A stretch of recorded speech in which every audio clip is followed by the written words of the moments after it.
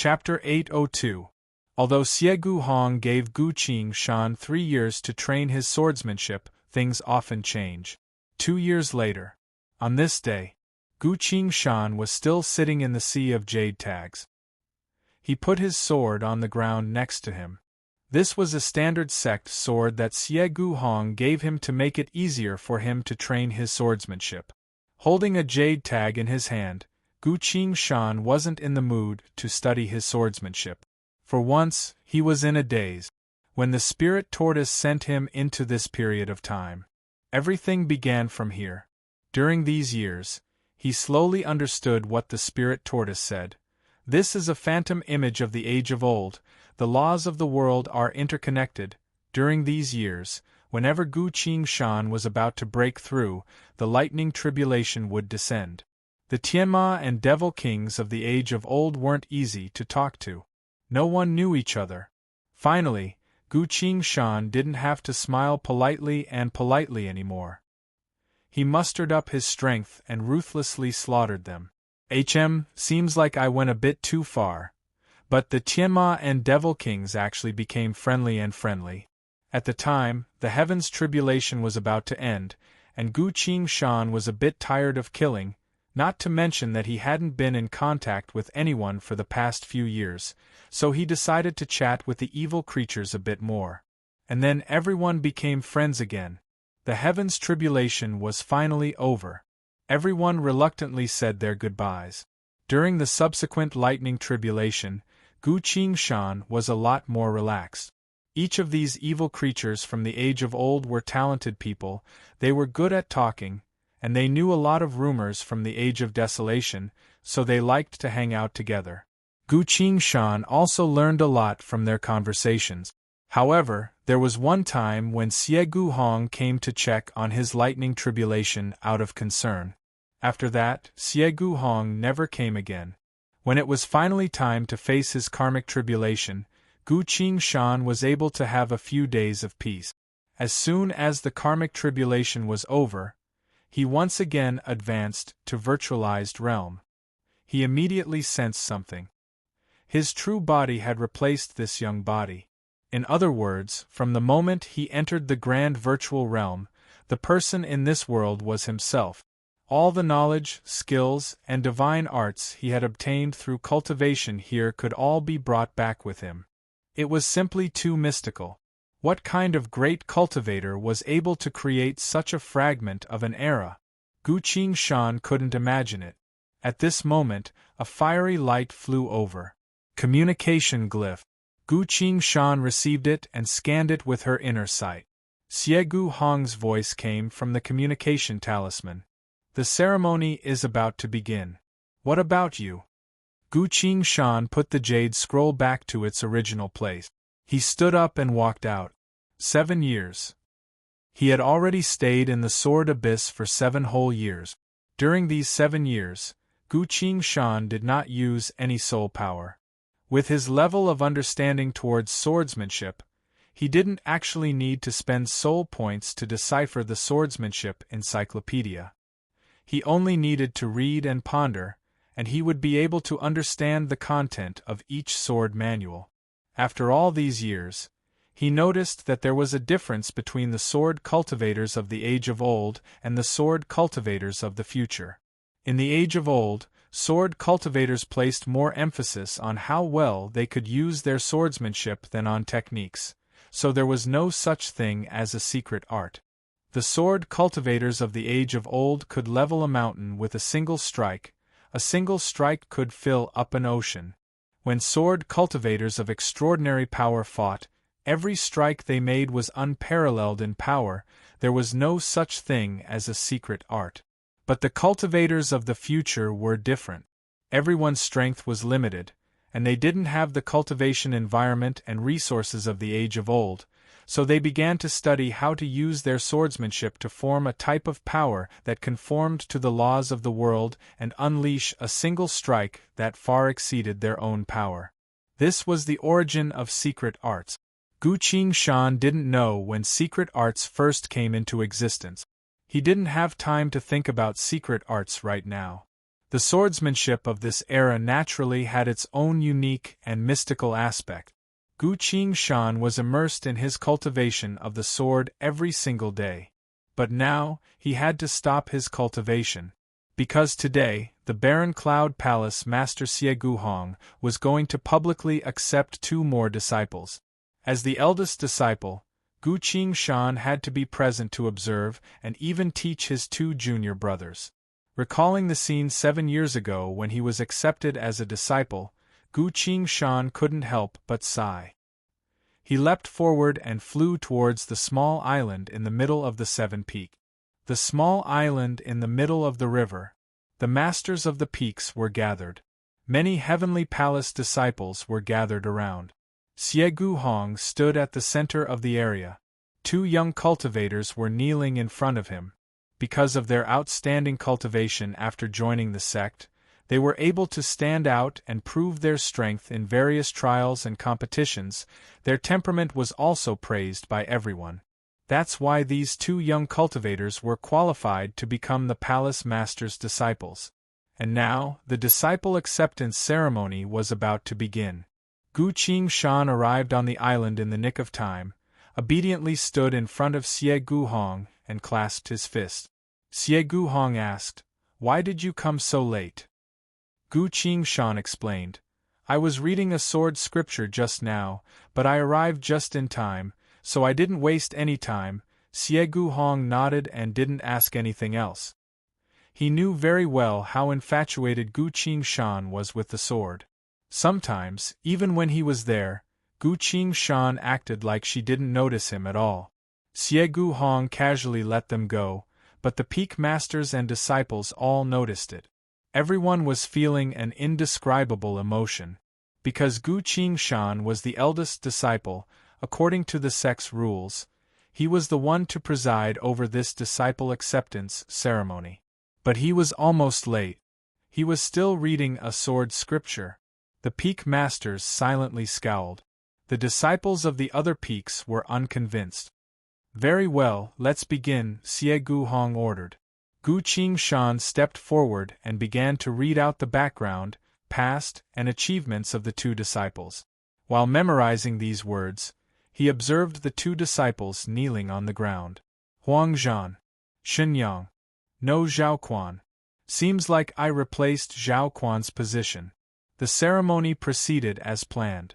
After Gu Qingshan finished reading, the most outstanding disciples of each peak came forward to recommend themselves to the peak masters. After receiving the approval of the peak masters praised the 2 disciples for their moral conduct before reporting to the Barren Cloud Palace Master. After receiving the report, the Palace Master personally asked Huang Zhan and Shenyang. The 2 of them naturally expressed their willingness to become disciples. In the end, the Palace Master agreed to accept them as disciples. The eldest disciple Gu Qingshan, who was in charge of the ceremony, took out the sect's inheritance jade tag and began to record down the Palace Master's acceptance of disciples. At this point, Xie Guhong carefully told the 2 of them in front of everyone, telling them what they needed to pay attention to, how to lead the disciples, and how to be a good role model. Hearing this, Gu Qingshan silently muttered. So the entire process of becoming a disciple of the Palace Master is so complicated. I still have to perform well for 7 years before that. Seems like I was right to be impulsive before, it saved me a lot of trouble.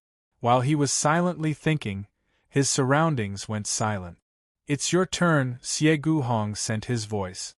Gu Qingshan regained his senses. I'm the eldest disciple, so it's my turn to encourage my 2 junior brothers." He stepped forward and looked at Huang Zhan and Shenyang. At this point, the 2 of them were still young and nervous. Huang Zhan's legs were still trembling. Gu Qingshan nodded to the 2 of them. "Cultivate well from now on." Huang Zhan and Shenyang waited for a while, but they didn't hear the rest of Gu Qingshan's words. "So he's done." The 2 of them quickly clasped their fists and loudly replied, "We will follow eldest brother's teachings." Gu Qingshan replied and returned to Xie Guhong's side. Everyone else was waiting to see his performance, but all they saw was that he only gave a curt reply. Many emotions welled up in the hearts of the crowd. At this point, the ceremony was over. Xie Guhong began to arrange his 3 disciples. Very well, all peaks are dismissed. Huang Zhan, Xinyang, follow your eldest brother back to the barren cloud master peak. I'll be away for the next 3 months. Your eldest brother will be responsible for teaching you, yes. The 2 disciples answered in unison. The people from the various peaks who were about to disperse paused. Gu Qingshan is going to teach such excellent disciples? Him? A disciple who hasn't shown his face for 7 years. A sword cultivator who doesn't accept any challenges. A guy who doesn't even dare to sign up for the sex tournament. And he's going to teach Huang Zhan and Xinyang? If he becomes a bad influence, wouldn't he be ruining their potential? Everyone became a bit rowdy. At this point, a crimson figure flew down from ancient Dawn Peak and landed on the small island. It was a tall and sturdy young man. He clasped his fist. Eldest disciple of the sect, Gu Qingshan, I am the current #1 martial cultivator of ancient Dawn Peak. I hereby challenge you, if you dare to accept. Gu Qingshan glanced at him. Chapter 803. While the young martial cultivator was speaking passionately, he suddenly fell to the ground. An elder quickly ran over and carefully checked. I'm fine, I just couldn't protect my soul vessel, so I temporarily fainted, he told everyone. The cultivators all sighed in relief. This time, the peak masters were looking at Gu Qingshan in a different light. They were the most knowledgeable, able to sense the invisible flood of sword qi from the void of space. Only the disciples of the peak were still confused, unable to understand what just happened. Gu Qingshan looked at Xie Guhong. Xie Guhong said nothing. Gu Qingshan cleared her throat and declared with a calm and slow voice, "The Palace Master's disciple acceptance is one of the 6 grand ceremonies of our sect. According to the sect's rules, no one is allowed to casually violate it. Since this is your first offense and you have a reason for it, I'll punish you to face the wall for 3 months. Carry you away." 2 enforcer cultivators came forward and carried the martial cultivator away. At this point, the spectating disciples still didn't understand what just happened. What happened just now was too unbelievable. None of these disciples had ever come into contact with something like this, not even thinking that such a thing could happen in this world. Their cultivation was still very shallow, so they didn't know just how terrifying the sword qi that gathered in the air just now was. In their eyes, they only saw the disciple who was about to issue the challenge collapse. And then Gu Qingshan berated him. Then, he was clearly a martial cultivator, so how did he collapse while speaking? Could it be that he pretended to issue the challenge and colluded with the others, so that this guy called Gu Qingshan could display his might in front of everyone? Or could it be that one of the elders secretly intervened? The disciples all felt a bit resentful. As the eldest disciple of the sect, how could he be protected by the higher-ups like this? Who does he think will listen to what he said from now on? The disciples of Perching Cloud Peak exchanged glances and nodded. They leapt up and flew to the small island at the center. A few dozen ancient Dawn Peak martial cultivator disciples flew over and landed on the small island. The disciples of Spirit Echo Peak turned into mist and appeared on the small island at the same time. The disciples of Clearwater Peak rode the waves of the river and casually landed on the small island. The wonderful Sound Peak had few disciples, so for the time being, they didn't make any move. However, the sound of zither and zither resonated on the high mountain, giving off a sense of injustice. A group of disciples gathered together. Ignoring the looks on the peak masters' faces, they said in unison, "Eldest senior brother of the faction, Gu Qingshan, we challenge you." Gu Qingshan sighed. They were still children. Did he really have to be calculative with a bunch of little kids now that he was reborn? His eyes swept across the crowd. As far as the eyes could see, the monstrous invisible sword intent easily crushed the minds of the youths. They only felt their minds go blank, and then they knew nothing else. A breath's worth of time. The entire world fell silent. People looked at Gu Qingshan as if she was a monster. Gu Qingshan looked at the unconscious disciples on the ground, shook her head and said, "All of you will be punished to face the wall for 3 months. If you cause any more trouble, your cultivation will be crippled, and you will be expelled from the sect. Shifu, do you have any orders?" Xie Guhong replied. "That's it, yes," Gu Qingshan replied. "Qingshan, this matter is over. Bring your 2 junior brothers back to the peak first. I'll be there shortly," Xie Guhong said. Gu Qingshan then brought Huang Zhan and Xin Yang back to the barren cloud master peak. At this point, the only people left on the small island were the barren cloud palace master, the peak masters, and the elders. No one spoke first. Xie Guhong looked around and cleared his throat. "I heard that the peaks have some objections to the way I teach my disciples?" The cultivators remained silent. Xie Guhong spoke with a gentle voice. "As peak masters and elders, you should take care of your disciples when you have the time. Teach them not to be so reckless and careless, to break the sect's rules at the drop of a hat, only to faint before they could even determine their opponent's strength." No one answered. Xie Guhong sighed.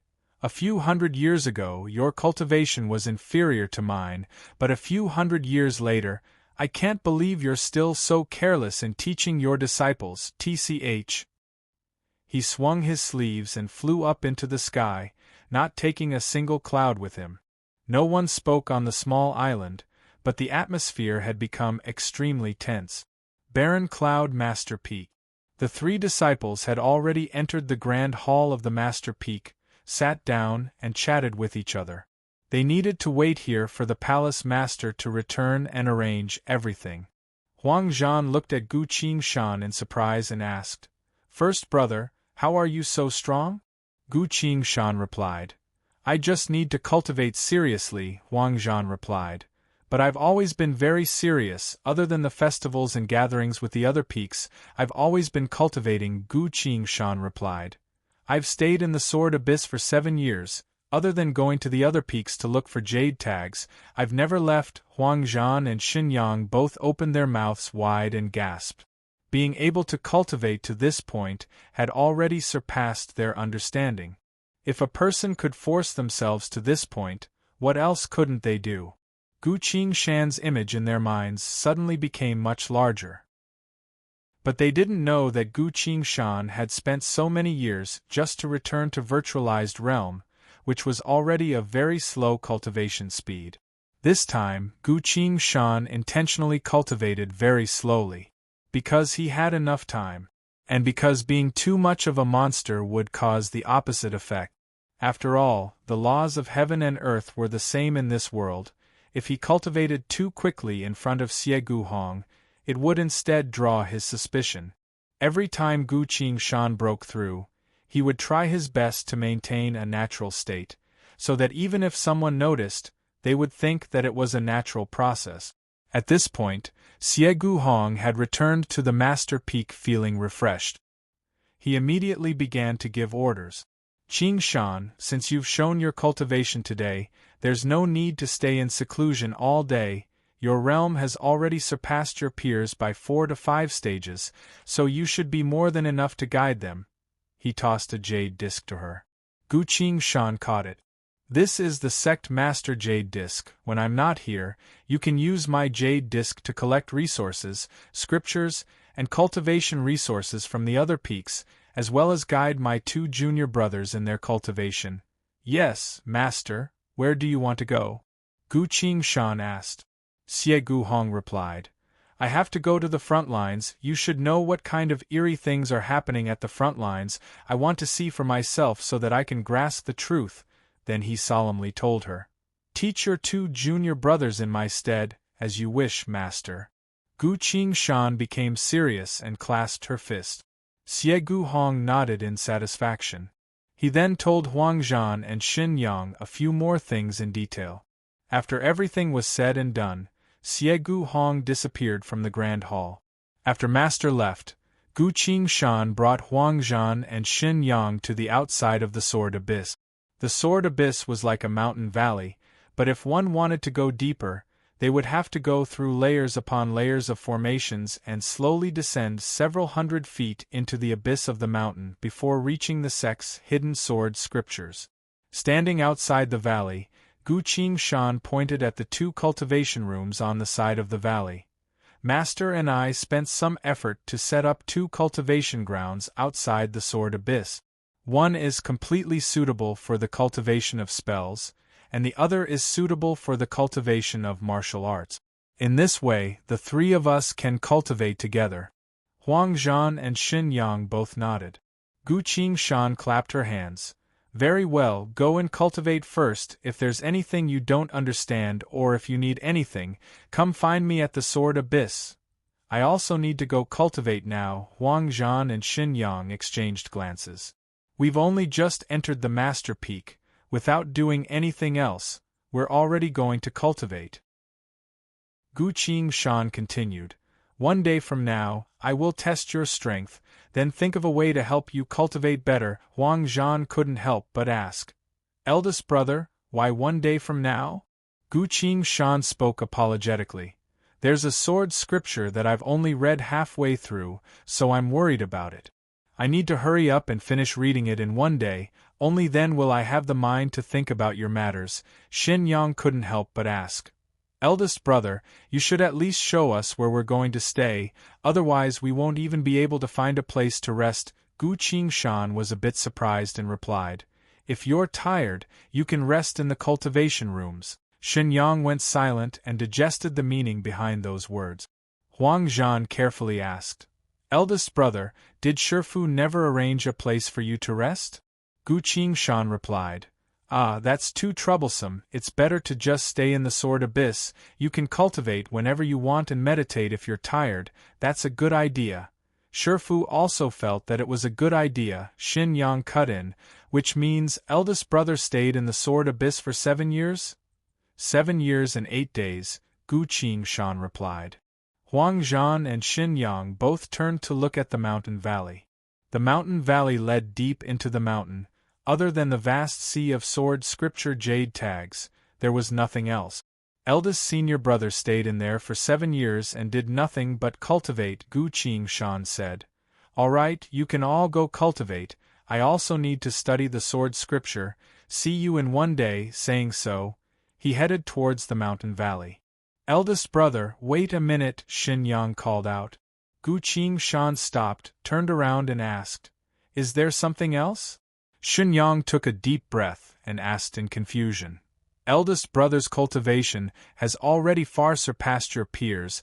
You could even be considered the strongest of your generation. Why do you still need to cultivate so hard? This question made Gu Qingshan chuckle. Very well, I'll teach you your first cultivation lesson on behalf of Shifu, he said. Huang Zhan and Xin Yang both clasped their fists and respectfully said, Please teach us. Eldest brother Gu Qingshan stood there, lost in thought for a while. He suddenly asked, Do you know what happened at the front lines? Huang Zhan's eyes appeared a bit fearful as he lowered his voice. I heard that the war was quite intense, a divinity went missing. The initial guess was that he was surrounded and killed by desolate monsters, Xin Yang also whispered. This was the first time a divinity had fallen in front of everyone. It seems that all the sects have fallen into a panic. Gu Qingshan smiled. Indeed, what happened this time was terrifying enough to shake the entire world. That's why Shifu personally went to the front lines to investigate the truth, regardless of what happened in the end. What I want to tell you is about the 2 of you. He walked forward and patted his 2 junior brothers' shoulders. You can imagine it for a bit. 10 years later, the desolate world suddenly defeated the divinities. The divinities were unable to save anyone. Your loved ones were killed by the monsters. Everyone in your sect, including your friends, were slaughtered. The woman you liked was also eaten by the monsters as food, and when you wanted to take revenge, you found that your petty strength was unable to save anything. You risked your lives to fight, only to be killed by the monsters with a single slap. Gu Qingshan softened his voice and continued, At the moment of your death, someone suddenly told you that you could live again, then you really did travel back in time 10 years to stand in front of me, only to find that you had just become my disciple and were now listening to me. You were given a chance to live again. Chapter 804. 1 month later. Barren Cloud Master Peak. Outside the Sword Abyss, a large tree next to the valley. Gu Qingshan was lying on his side on a tree branch. His eyes were closed, holding a jade tag in his hand. He would occasionally frown, occasionally smile, seemingly comprehending the mysteries of the jade tag. A few moments later, he held the jade tag in his hand, no longer releasing his inner sight to observe it. From the looks of it, he had finished today's cultivation and was about to take a nap. But just when you thought he was asleep, he suddenly took out a gourd, opened it, and took a big gulp of liquor. Every day, this is still the most relaxing time, Gu Qingshan muttered. Putting the gourd away, he changed his position to make it more comfortable. Outside the tree, waves of sword-infused wind blew past, as hazy as mist, yet as sharp as a blade. Huang Zhan and Xin Yang were doing everything they could to defend against the sword-infused wind. Xin Yang dodge! Huang Zhan shouted. He swung the dagger in his hand. Instantly, dozens of earth phantoms flew towards Xin Yang and formed a thick wall of earth behind him. The wall of earth still couldn't stop the sword-infused wind and was blown away in just a single breath's worth of time. Fortunately, Xin Yang had this chance to catch his breath. His body flashed through the thick mist of swords, heading straight for Gu Qingshan on top of the tree. Ah! Gu Qingshan's lips curled up as he deftly played with the jade tag with one hand. Even as Xin Yang got closer and closer, he still didn't open his eyes. A wave of sword qi suddenly spread from his body, turning into intense sword-infused wind that shot towards Xin Yang. "Help me!" Xin Yang shouted. Huang Zhan wielded the dagger with both hands and flicked it upwards. Boom! The ground Xin Yang was standing on suddenly rose up, helping him avoid this wave of sword qi attack. Xin Yang took this chance to jump up, gritted his teeth, and unleashed his strongest attack. The shadow of a black dragon manifested from his body. Martial Divine Fist, a void dragon shadow. Xin Yang attacked the void of space with all his strength. In a split second, the black dragon opened its mouth and attacked Gu Qingshan. Gu Qingshan stopped fiddling with the jade slip. He opened one eye and glanced at the black dragon. In his eyes, hundreds and thousands of sword shadows suddenly appeared and disappeared. This was a very strange scene. No one had ever hidden a sword technique in their eyes. It was said that when he reached Ascended Realm, he had already become a sword saint. After listening to his master's words 2 years ago, he no longer went out to look for more flying sword. As he pondered over how to maximize the power of a sword immortal, he was also making preparations to retract his power after he became a sword immortal. In the end, he recalled the incident with the yellow dragon, Qilin, and vermilion bird. He began to attempt to condense the sword qi in his eyes through his mind to unleash the full power of a sword immortal. This way, not only was he able to unleash the power of a sword saint, he was also able to restrain his power. After all, no matter how many sword shadows there were, they still came from the eyes and gathered in the eyes. Admittedly, this kind of attack had a huge disadvantage compared to controlling flying sword. Flying swords themselves contained extraordinary power, while using sword techniques through the eyes to attack wouldn't be able to borrow the power of the flying swords. That was why, after some consideration, Gu Qingshan chose to focus on attacking the soul vessel instead. Eventually, he managed to form a thaumaturgy specifically for using swords to attack the soul vessel. Gu Qingshan called this thaumaturgy Heart Sword. Even Xie Gu Hong couldn't help but praise him when he heard of such a wondrous idea, praising him for his intelligence and how he found the path to heaven. Oh! The intense sword-infused wind blew the black dragon away. Xin Yang was knocked back several dozen feet before he safely landed on the ground. Gu Qingshan clapped her hands and sat up on the tree. Very good, you've learned how to work together, and your ability to cast spells and react in battle has also improved. Huang Zhan was disappointed. But I could only force you to open one eye. Xin Yang, on the other hand, had already become numb from the shock, so he calmly thought for a bit before asking, "Does that mean we're stronger than the disciples who challenged you the other day just because we were able to block the sword qi from your eyes?" You could say that, Gu Qingshan agreed.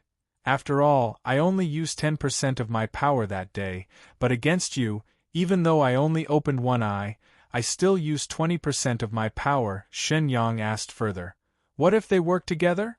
Just like me and Huang Zhan, how much power would you need to use against them?"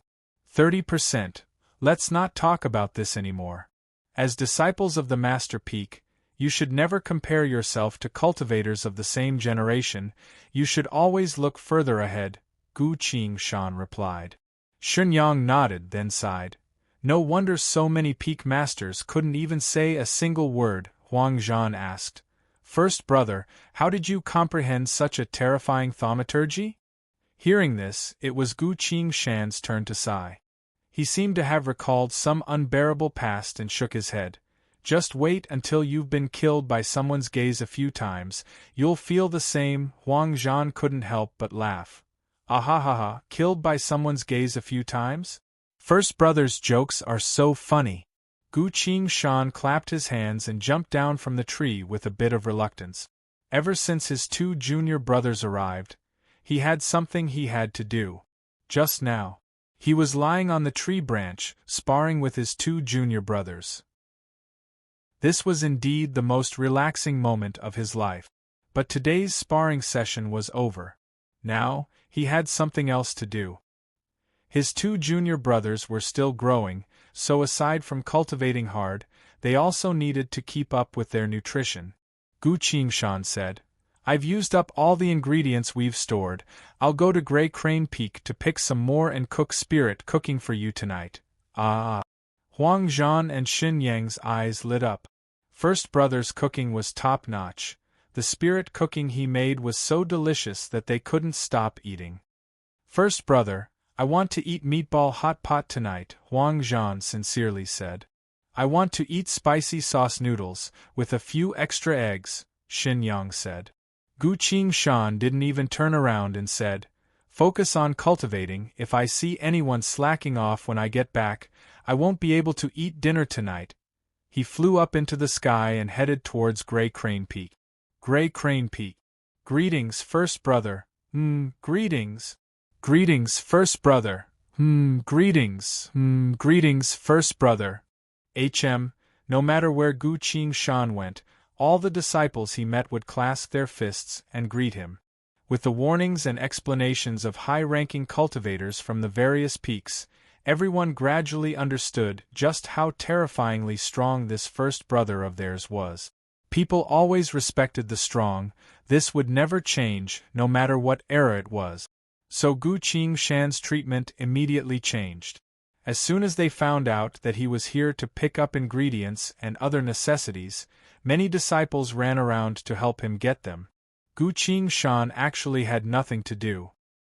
He only needed to take a walk around the mountain, enjoy the scenery, and wait for the things on his list to be prepared. At this point, a young girl came over. "Senior Brother Gu," the girl shyly greeted. "Hello, what's the matter?" Gu Qingshan asked. The girl didn't say anything, only gave him a communication talisman and ran away. Gu Qingshan was a bit speechless as he held the communication talisman in his hand. A few moments later, another female disciple descended from the sky and put a jade tag in Gu Qingshan's hand. Oh! The female disciple flew up into the sky and flew away. Gu Qingshan looked at the jade tag in his hand, then at the graceful figure flying away, a bit speechless. Of course, I really don't want to find a Tao companion or anything like that here. But from an interpersonal point of view, the way cultivators from the age of old communicated with each other is a bit too strange. The first female disciple at least called out to me before running away, but the second female disciple didn't say anything at all, just threw me a jade tag and flew away. What does that mean? Seems like the first female disciple was the most polite. Gu Qingshan looked down at the communication talisman.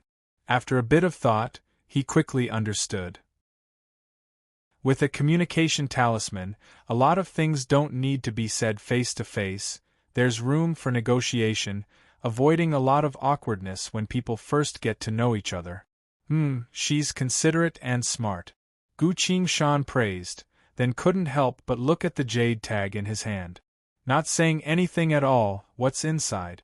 He released his inner sight to scan. Within the jade slip was a spiritual light remnant image.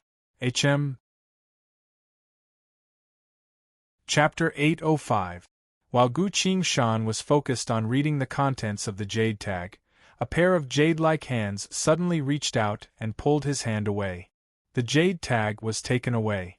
It was now that Gu Qingshan noticed that someone had arrived in front of him. A beautiful girl. Fine sound peak master, Luo Bingli. Only a great cultivator of Luo Bingli's level would be able to pull the jade tag from Gu Qingshan's hand without him noticing. As Gu Qingshan looked at her, he recalled Xie Guhong's teachings. Xie Guhong had always told him to maintain a good relationship with Peak Master Luo, telling him that Luo Bingli was on his side, that her fighting prowess was unparalleled, even he couldn't compare to her. Among the 7 peaks of Barren Cloud, Luo Bingli was easily ranked first in terms of individual combat prowess. But while Luo Bingli's fighting prowess was unparalleled, she didn't have any good defensive measures, so she was the most eye-catching on the battlefield and needed a large number of cultivators to protect her. Gu Qingshan recalled his Shifu's words and clasped his fist. "Greetings, Peak Master Luo." Luo Bingli didn't answer, instead releasing her inner sight to scan through the contents of the jade tag and asked, "How is it? Are the disciples of my peak good at zither?" Gu Qingshan stared at the jade tag in her hand and praised, "The music lingers for 3 days, it's all thanks to Peak Master Luo." Luo Bingli lightly knocked his head. "Don't flatter me, I'm telling you, you're not allowed to flirt with female cultivators of my peak." Gu Qingshan spoke with a serious expression. "Peak Master Luo, I've always been focused on Dao, I've never intended to find a Dao companion in the sect." Luo Bingli observed him, as her expression slowly became gentle. As a great cultivator of the sound sect, she was an expert in reading the true meaning of a person's expression, so she didn't need to swear an oath to heaven and earth to know if someone was telling the truth or not. "That's good, then you can keep this jade tag." Luo Bingli gave him the jade tag. "Thank you, Peak Master," Gu Qingshan said. "Come with me, I have something to tell you," Luo Bingli said. Seeing her serious expression, Gu Qingshan had no choice but to correct her attitude and follow her to the top of the mountain. The Gray Crane Peak was shaped like a gray crane, with a long section hanging outside, resembling the beak of a crane. This was the peak of the Gray Crane Peak. Luo Bingli walked to the summit and stood with her hands behind her back. As the wind blew, her rainbow-colored dress danced in the wind. She looked like a fairy that had descended to the world, or a goddess that could fly away with the wind at any time. "If we speak here, I can guarantee that no one will hear us," Luo Bingli said. Gu Qingshan looked around. The clouds and mist on the peak turned into spiritual rain, scattering along with the wind. The river below the peak flowed with furious waves. The two of them stood in the misty rain, alone in the entire world. No one could come forward to ask for any information. Gu Qingshan spoke with a serious expression. "Peak Master Luo, please speak," Luo Bingli continued. "The situation at the front lines is becoming more and more urgent. Many great cultivators are dying one after another. Humanity is only barely holding on with their numbers. Do you know about this?" "I did," Gu Qingshan nodded. Luo Bingli continued. "Just now, the divinities finally decreed for our sect to select a group of disciples to go to the various divine palaces to cultivate under the guidance of either the divinities or the divinities that serve them. Go to the divinities' places to cultivate?" Gu Qingshan asked. "That's right, our sect has always had a deep relationship with the divinities, So we received a few quotas to send a group of disciples to cultivate in the divine palaces, Luo Bingli replied. Gu Qingshan fell into thought. The situation is becoming more and more grim. Humanity is being pushed back again and again, unable to win against the desolate monsters.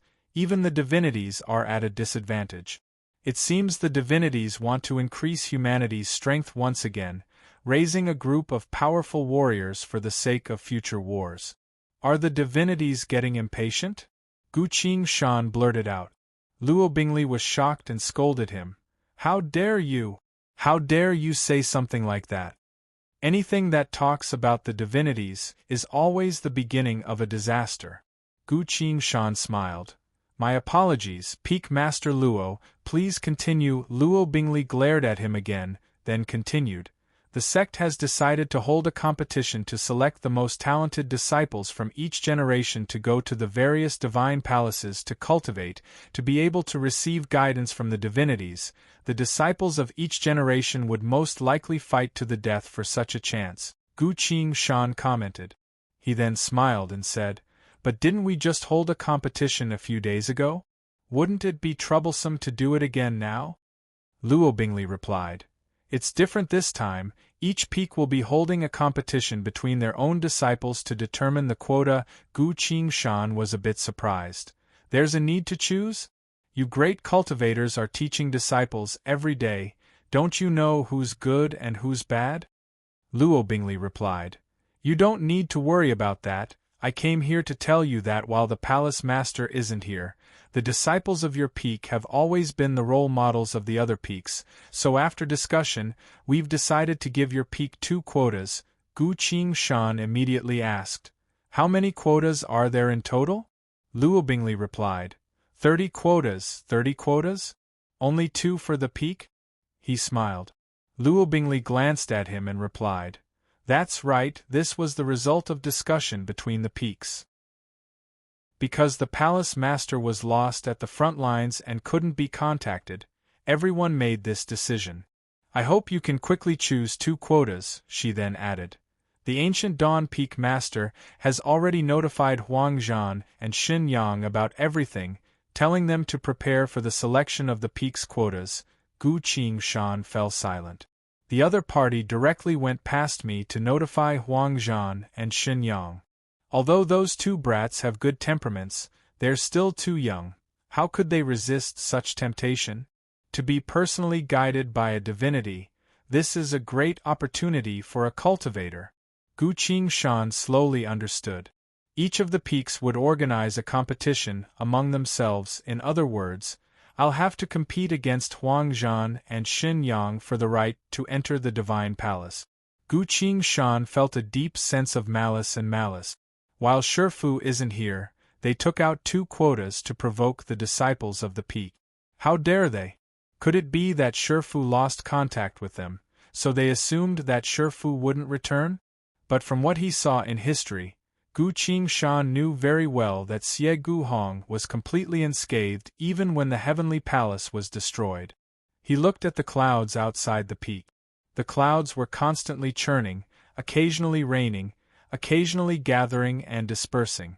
Gu Qingshan muses. Only giving 2 quotas to the peak, which peak master came up with this idea? Seeing that he got to the crux of the matter, Luo Bingli's expression loosened a bit. Luo Bingli replied.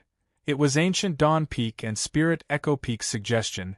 Gray Crane Peak and Perching Cloud Peak also agreed. Gu Qingshan asked again.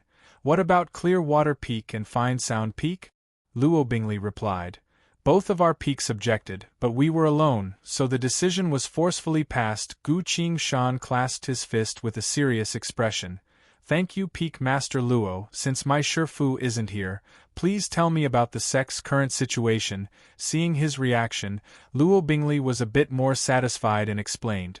Ancient Dawn Peak and Spirit Echo Peak are the Life God's inheritances. They have always followed his teachings. What about Gray Crane Peak and Perching Cloud Peak?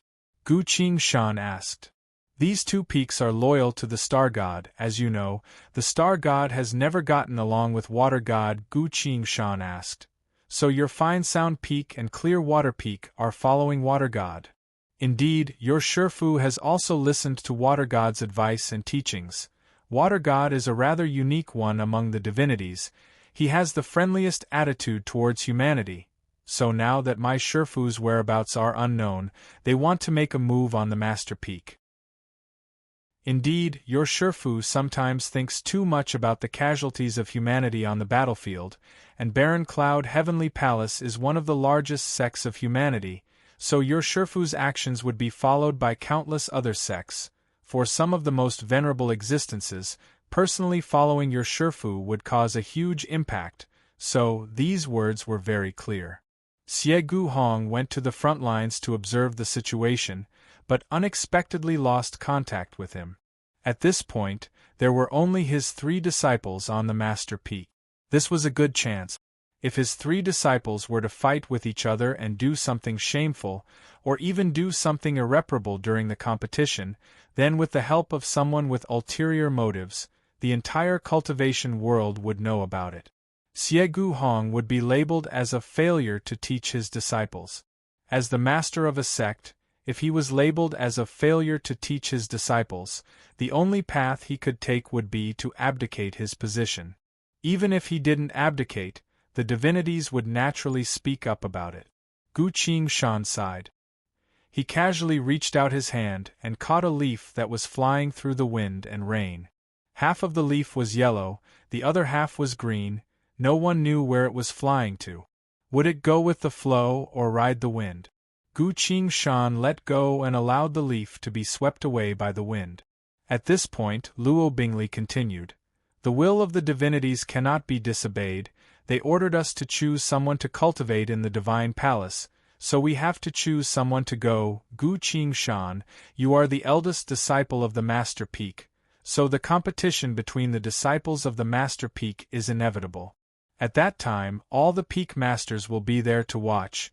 You need to quickly think of a solution. Gu Qingshan smiled and casually replied. It's very simple. I forfeit? Forfeit? Indeed, the Master Peak only has 3 people in total, and we still have to conduct a competition in front of all the other peaks. If this were to start, it would become a joke, so I forfeit. As for the divinity's guidance, Huang Zhan and Xin Yang will be fine. Luo Bingli was surprised. The other party's decisiveness was beyond her imagination. Gu Qingshan, you should know that this is the divinity's personal guidance. They would definitely be able to learn a lot of divine skills and secret arts. Even their cultivation speed would become faster. Aren't you tempted? Luo Bingli asked. It's fine, let them go. Master told me to teach disciples in his place. Now that there's a divinity to do it for me, I'll be able to relax a lot and focus on cultivation. This is a good thing, Gu Qingshan replied. Luo Bingli slowly nodded. She could sense that the other party was telling the truth, without a single regret. Gu Qingshan continued. My only request is for the 2 of them to go to the Water Divine Palace. That won't be a problem, Luo Bingli replied. If that's the case, I can rest assured, Gu Qingshan replied. Luo Bingli looked at him. As the eldest disciple of the sect, no one would be able to find fault with her giving up the opportunity to her 2 junior brothers. Gu Qingshan, you did well, she said. Gu Qingshan clasped his fist. Then this matter is resolved. I will remember what happened today. Thank you, Peak Master Luo. He turned around and was about to leave. Luo Bingli's gaze wandered a bit, then suddenly asked, Gu Qingshan, we won't be seeing each other often from now on, so I have one last thing to ask you. Please go ahead. What do you think of the divinities? This question was the most important thing of the day. Before, when Gu Qingshan mentioned the divinities, she immediately reprimanded her. But now, she was asking Gu Qingshan what she thought of the divinities of her own accord. Gu Qingshan fell into thought. He looked down at the river, then at the various peaks before stopping at the Master Peak. That's right. What do I think of the divinities? For a few moments, he couldn't help but recall the past. Xie Guhong's words of entrustment resounded in his ears. If she wakes up one day, help me tell her that her name is Xie Dao Ling. The voice faded and returned to the past. By Hua Palace. Sitting on a throne carved from spirit jade, the peerless woman softly asked, "Are you willing to join Bai Hua sect?" In the intense mountain wind, Gu Qingshan suddenly smiled. "Peak Master Luo, I heard that your fine sound peak's musical instruments are renowned all over the world. I would like to ask for a jade flute." After a bit of hesitation, Luo Bingli took out a purple jade flute and gave it to him. "This flute was carefully crafted by me. I carry it with me at all times. I hope you will treat it well." "Thank you. But do you know how to play it?" "I already do." Receiving the jade flute, Gu Qingshan didn't say anything and began to play it. Oh, as soon as the flute played once, a desolate sword chi rose from it, circled around the raging river for 100,000 times before returning to the top of the 7 peaks. Luo Bingli lightly nodded. The matters of the divinities can't be explained with words, but using the flute to express it is a good solution. She focused her attention and listened. The sound of the jade flute continued, each note becoming lonelier than the last. Following the sound of the flute, sword chi surged like a tidal wave, then flew back and forth like a crane, breaking through the clouds and mist, all the way to the sky. For a while, the sound of the flute stopped. The sky-high sword chi turned into a strong wind that swept across the world, blowing away the clouds that obscured the sky. The rain stopped and the clouds dispersed, revealing the clear blue sky for thousands of miles. The sun was shining brightly, gently shining down on Luo Bingli's beautiful face. The sound of the flute stopped.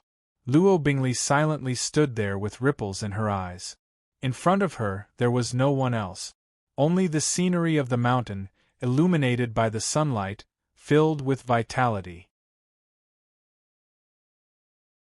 Chapter 806. Barren Cloud Master Peak.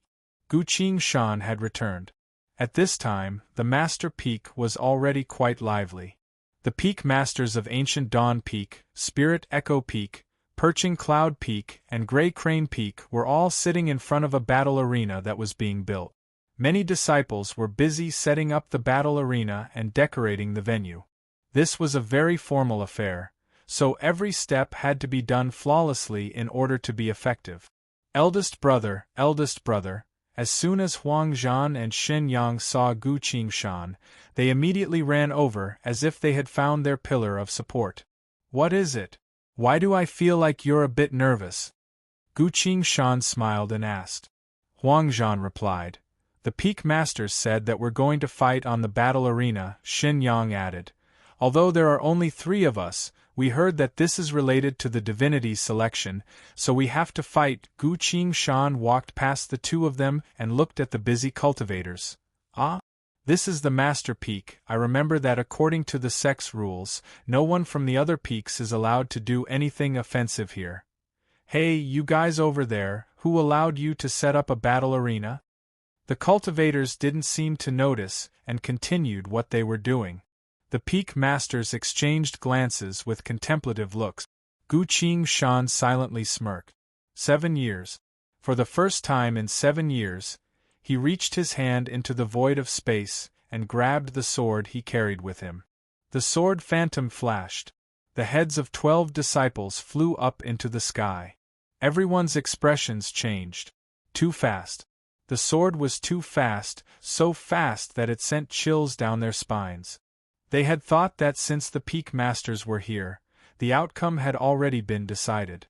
To deal with 3 young disciples in their teens, as long as they were here, all they needed to do was scare them a bit and scold them a bit, it would be a piece of cake. But who would have thought that Gu Qingshan would kill as soon as she attacked, even more ruthless than Xie Guhong. "How dare you!" The Ancient Dawn Peak Master angrily roared. He didn't seem to do anything, but Gu Qingshan was sent flying back a few dozen meters. "You dared to kill our sect's disciples in public. Even if your master returns, he won't be able to save you," the Ancient Dawn Peak Master angrily shouted. The other Peak Masters immediately stopped him. What happened today was also because they were in the wrong. Regardless of how the other party reacted, if they really killed Xie Guhong's eldest disciple while Xie Guhong was still missing, It would become a major event that would shake the entire cultivation world. Not only would many sects flock here to investigate, but even the gods would have to personally ask about this matter. Once it was out in the open, no one would have a good ending. Another example was what if Siegu Hong didn't die, the ancient Dawn Peak Master scoffed and pulled his fist back. Killing a disciple of our sect in public, after I report this to the divinities, they will definitely punish Siegu Hong for not teaching properly. The perching Cloud Peak Master stopped him and shouted at Gu Qingshan, no matter what happened, we could have talked about it slowly. How could you kill him right away? Even if you're the eldest disciple of the sect, you're the one in the wrong. Gu Qingshan spat out a mouthful of blood and smiled. He took something out from his bosom.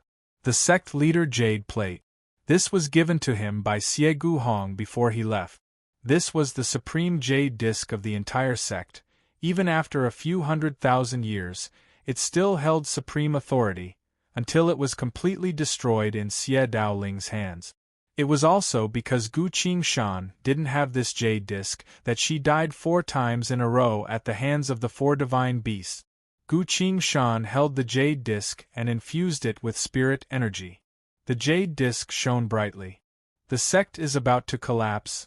The 4 divine beasts, quickly protect the sect. Gu Qingshan shouted. Boom! Heaven and earth shook. The river flowed backward, the wind howled. Extremely far away in the horizon, a faint yellow band of light suddenly appeared. Deep in the southern sky, flaming clouds began to rise. Then, at the end of the river in the north, an earth-shattering beast roar resounded. All 7 peaks of the river began to tremble, as if something was awakening beneath the water. Everyone's expression changed. Gu Qingshan, stop right now, the Spirit Echo Peak Master shouted. Gu Qingshan infused her spirit energy again. The sect master jade disc gave off a blinding light. A 7-colored light rose from the master peak to the sky. Protect yourself. Gu Qingshan controlled the jade disc and said. The ground of the master peak began to spin.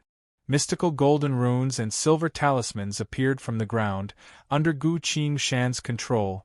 They surrounded her, Huang Zhan and Xin Yang to protect themselves. The peak master's expressions all changed. Gu Qingshan, what are you doing? You dare to control the sect master jade disc? Who gave you the authority to use the jade disc? Hurry up and stop. They all shouted at her. This commotion was too great, enough to shock everyone. At this point, the peak masters were already regretting their actions. Damn it! What kind of disciple did Siegu Hong take in? She's insane. Gu Qingshan wiped the blood from the corner of her mouth and didn't bother to look at them. With the sect guardian formation protecting the 3 of us, there's no need to worry about our safety. First brother, a scared voice came from behind her. Gu Qingshan turned around, only to see Huang Zhan and Xin Yang looking at her worriedly. Gu Qingshan smiled and consoled her. It's okay, before Master left, he entrusted the jade disc to me. I'm just taking care of a small matter in his place. While they were talking, dark clouds started to gather in the sky. A true dragon covered in a faint yellow glow peeked its head out from the clouds. Following that, a Kirin enveloped in endless layers of flames appeared. The phoenix soared, the spirit tortoise flew out from the river. They filled the entire sky, looking down at the barren cloud master peak at the same time. Who summoned us? The yellow dragon asked. Me, Gu Qingshan raised the jade disc. What is it? The Kirin asked. To protect the sect, Gu Qingshan replied. What do you want? Vermilion Bird asked. Gu Qingshan curtly uttered a single word. Kill, wait. The ancient Dawn Peak Master shouted and spoke to the 4 divine beasts in the sky. This brat is acting recklessly, killing fellow sect members as he pleases, manipulating the sect master jade disc to destroy our barren cloud heavenly palace. I hope the 4 guardian saint venerables will understand. Hearing that, the 4 divine beasts went silent and looked at Gu Qingshan. Gu Qingshan simply held the sect master jade disc and muttered, I am the eldest disciple of the sect master. The jade disc was entrusted to me by Master himself. This is the orthodox method of the heavenly palace, it is in accordance with the sect's rules, the yellow dragon spoke with a thunderous voice.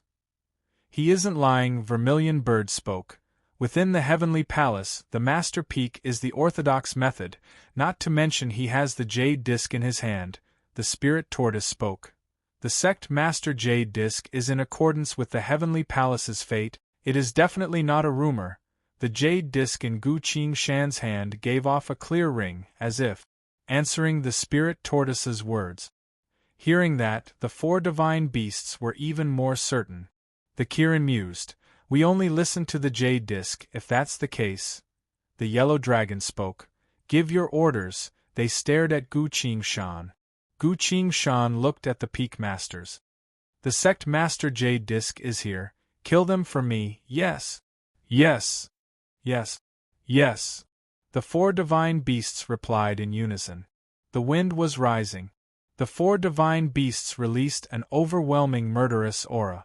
They wouldn't listen to any begging. Once they've made up their minds, they must kill the other party. The peak masters were panicking. They never thought that they would fall into a situation where their lives were hanging by a thread when they only came here to set up a trap. The ancient Dawn Peak Master couldn't hold back his fear any longer and shouted to the sky. Life God, save me! Pure white clouds quickly covered the sky, and holy light fell from the sky like a waterfall. This light pierced through all the protective barriers of the mountain and landed on the master peak. A dignified voice resounded. Four divine beasts, you are supposed to protect the mountain. Why did you choose to kill human cultivators today? The yellow dragon, Kirin, Vermilion Bird, and spirit tortoise all prostrated below the sea of cloud. A man who gave off a solemn presence appeared in the sky. Boundless holy light surrounded him. Chapter 807. When the glowing man appeared in the sky, a vast and majestic power spread out from his body in all directions. All the cultivation sects sensed this power. Quite a few great cultivators flew up from their sects, heading towards Barren Cloud Heavenly Palace. In the void, many inexplicable existences also quietly arrived. Everyone's gaze was focused on the main peak of Barren Cloud Heavenly Palace. The four divine beasts stayed below the clouds, carefully listening to the divinity's question. Gu Qing Shan also stared at the divinity, silently observing him.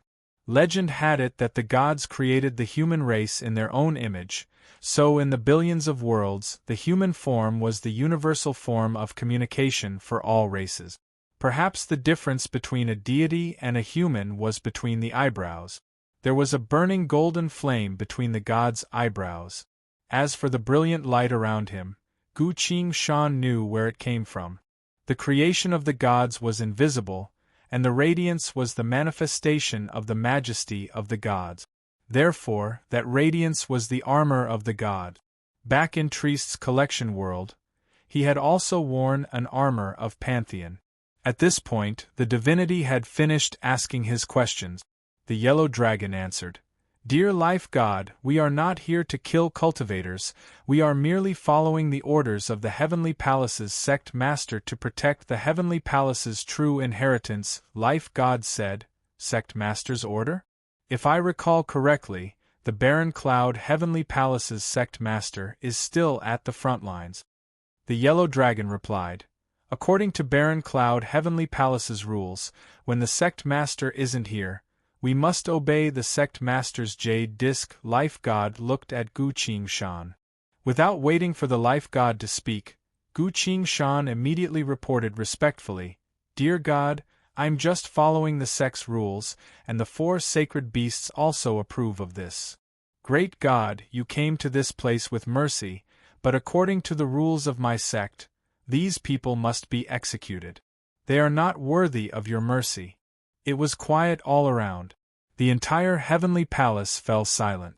Almost the entire world, including countless powerful cultivators, deities, and beings who were secretly paying attention to this place, fell into silence.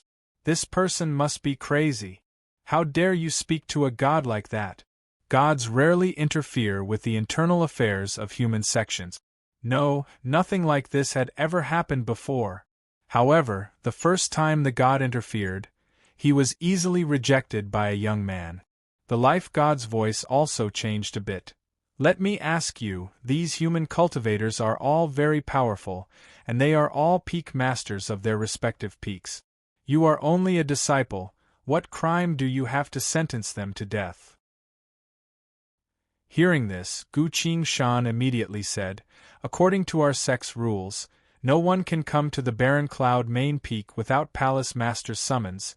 This is, going to the main peak without permission and recklessly building buildings is a great crime against the sect. This is the second one. As the eldest disciple of the sect master, I personally asked about the matters of the master peak, yet no one paid any attention to me. This is disrespect to the entire barren cloud heavenly palace. These are the third, taking advantage of the palace master's absence to request the palace master's 3 disciples to kill each other. This is a malicious and rebellious act. This is the fourth. Number 5. Wait. The life god interrupted him. The life god couldn't bear to listen any longer and silently regretted giving Gu Qing the chance to speak. The divinity spoke in front of everyone. You said that they requested the disciples of the main peak to kill each other, but that isn't the case. To help humanity, the divinities provided a few slots to cultivate in the divine palace. The ancient Dawn Peak Master immediately followed up. After the sect's discussion, we unanimously decided to give 2 slots to the main peak. That's why the main peak is hosting a grand competition. In truth, every peak is the same. What kind of rebellious act is this? I really don't understand, Gu Qing slowly spoke. If it's a grand competition of the main peak, then this should be done by my Shifu. Shifu isn't here. I have the sect master Jade Disc, and I'm also the eldest disciple of the sect. According to the sect's rules, the 9th, 15th, and 31st rules, this matter should be decided, prepared, and presided over by me. What does it have to do with you? What authority do you have to come to the main peak to do this? If I remember correctly, if you dare to use the authority of the sect master without the sect master Jade Disc, the only outcome is death, the ancient Dawn Peak Master argued.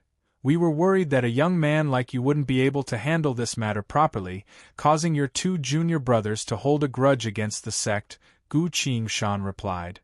I've already decided to give up on the slots. Huang Zhan and Xin Yang will go directly to the divine palace. The peak masters were stunned. He gave up on the chance to enter the divine palace. He's only a young man. Why would he give up on such a chance? Doesn't that mean all of our plans would be for naught? Gu Qing sternly spoke. That's why I've already dealt with this matter, yet you're still doing this and that on the main peak, trying to force the main peak's disciples to kill each other in public. Who gave you the courage to do so? He raised his voice and shouted. The sect master Jade Disc is right here. As the peak masters of other peaks, you dare to take advantage of the sect master's absence to use the sect master's authority. According to the sect's rules, you should be executed on the spot. 4 divine beasts, go! The 4 divine beasts roared in unison, but stood still in the sky. They carefully looked at the life god. The life god shook his head at them, silently preparing his words. There were too many people paying attention to this place, and this was the most crucial moment of the war. Even if it was him, he needed a valid reason in order to save those people's lives without damaging his dignity. At this point, Gu Qing bowed deeply to the life god. He respectfully spoke. Venerable Creator, humanity's faith, supreme divinity, of course we must listen to you first, because your will is the truth of this world. If you think they are right, then they are right. Even if my master is risking his life on the front lines, even if there's no news of him, as long as you say so, these people can indeed ignore the sect's rules and use the sect master's authority without permission. He opened his hand and displayed the sect master Jade Disc in front of everyone. Great divinity, we will naturally listen to whatever you say, but if you do that, we'll fall into chaos. That's not going to be easy. So what's the point of this sect, Master Jade Disc? Our human race doesn't need any sects, we can just fight for power and profit. There's no benefit in going to the front lines, there are always people stabbing us from behind, we can't even protect our own disciples. Saying so, Gu Qing shone through the sect Master Jade Disc up high. He swung his sword. Everyone's expressions changed. The great cultivators, sect masters, divinities in the sky, as well as the life god in the sky, as well as the peak masters were all stunned. If the jade disc were to shatter with this strike, it would become a huge matter that would shake the entire world. This would signify that the divinities had interfered with the affairs of human sects, causing chaos and chaos within the sections. The divinities would be able to decide anything regarding the internal affairs of the human race. The sects would lose their meaning. The front lines would become a pile of loose sand. Furthermore, most importantly, Xiegu Hong's soul vessel was connected to the sect Master Jade Disc, so if he was still alive, he would be able to sense the jade disc disappearing. No matter what he was doing, as long as he was alive, he would definitely return. At this moment, countless people wanted to stop Gu Qingshan, but also countless people didn't want to stop Gu Qingshan. Everyone wanted to know if Xiegu Hong was dead or not. If Xiegu Hong was dead, his disciple would immediately be accused of disrespecting the sect Master Jade Disc and be arrested.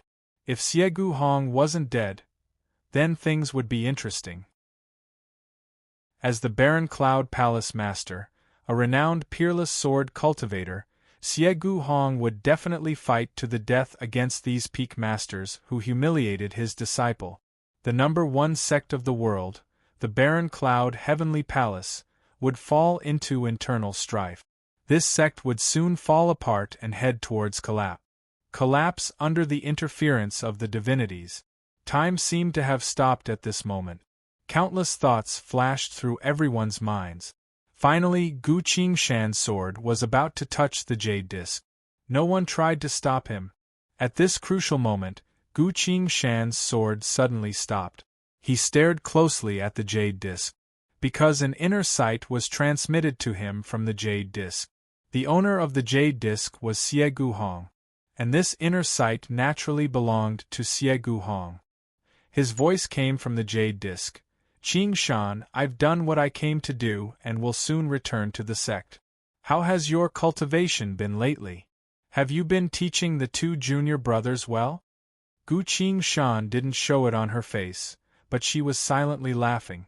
Shifu is quite a clever person, being able to coordinate so well at a time like this. The current situation is even better than me breaking the jade disc. Gu Qingshan then clasped her fist towards the jade disc. Shifu, we are doing well. The two junior brothers have also been cultivating very diligently, but there are a lot of matters in the sect that you have to deal with after you return. Very well, I've killed the demon and will soon return to the sect, Xiegu Hong replied. The voice from the jade disc disappeared. The jade disc fell back into Gu Qingshan's hand. Everyone was whispering. Xiegu Hong said he killed the demon? What exactly did he do? Impossible, the ancient Dawn Peak Master muttered.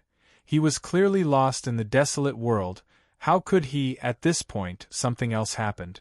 In the sky, countless streaks of light came from afar and landed in the hands of great cultivators of various sections. Communication talismans. A large number of communication talismans. Following that, another streak of light flew into the sky and appeared. It was a cultivator in full armor.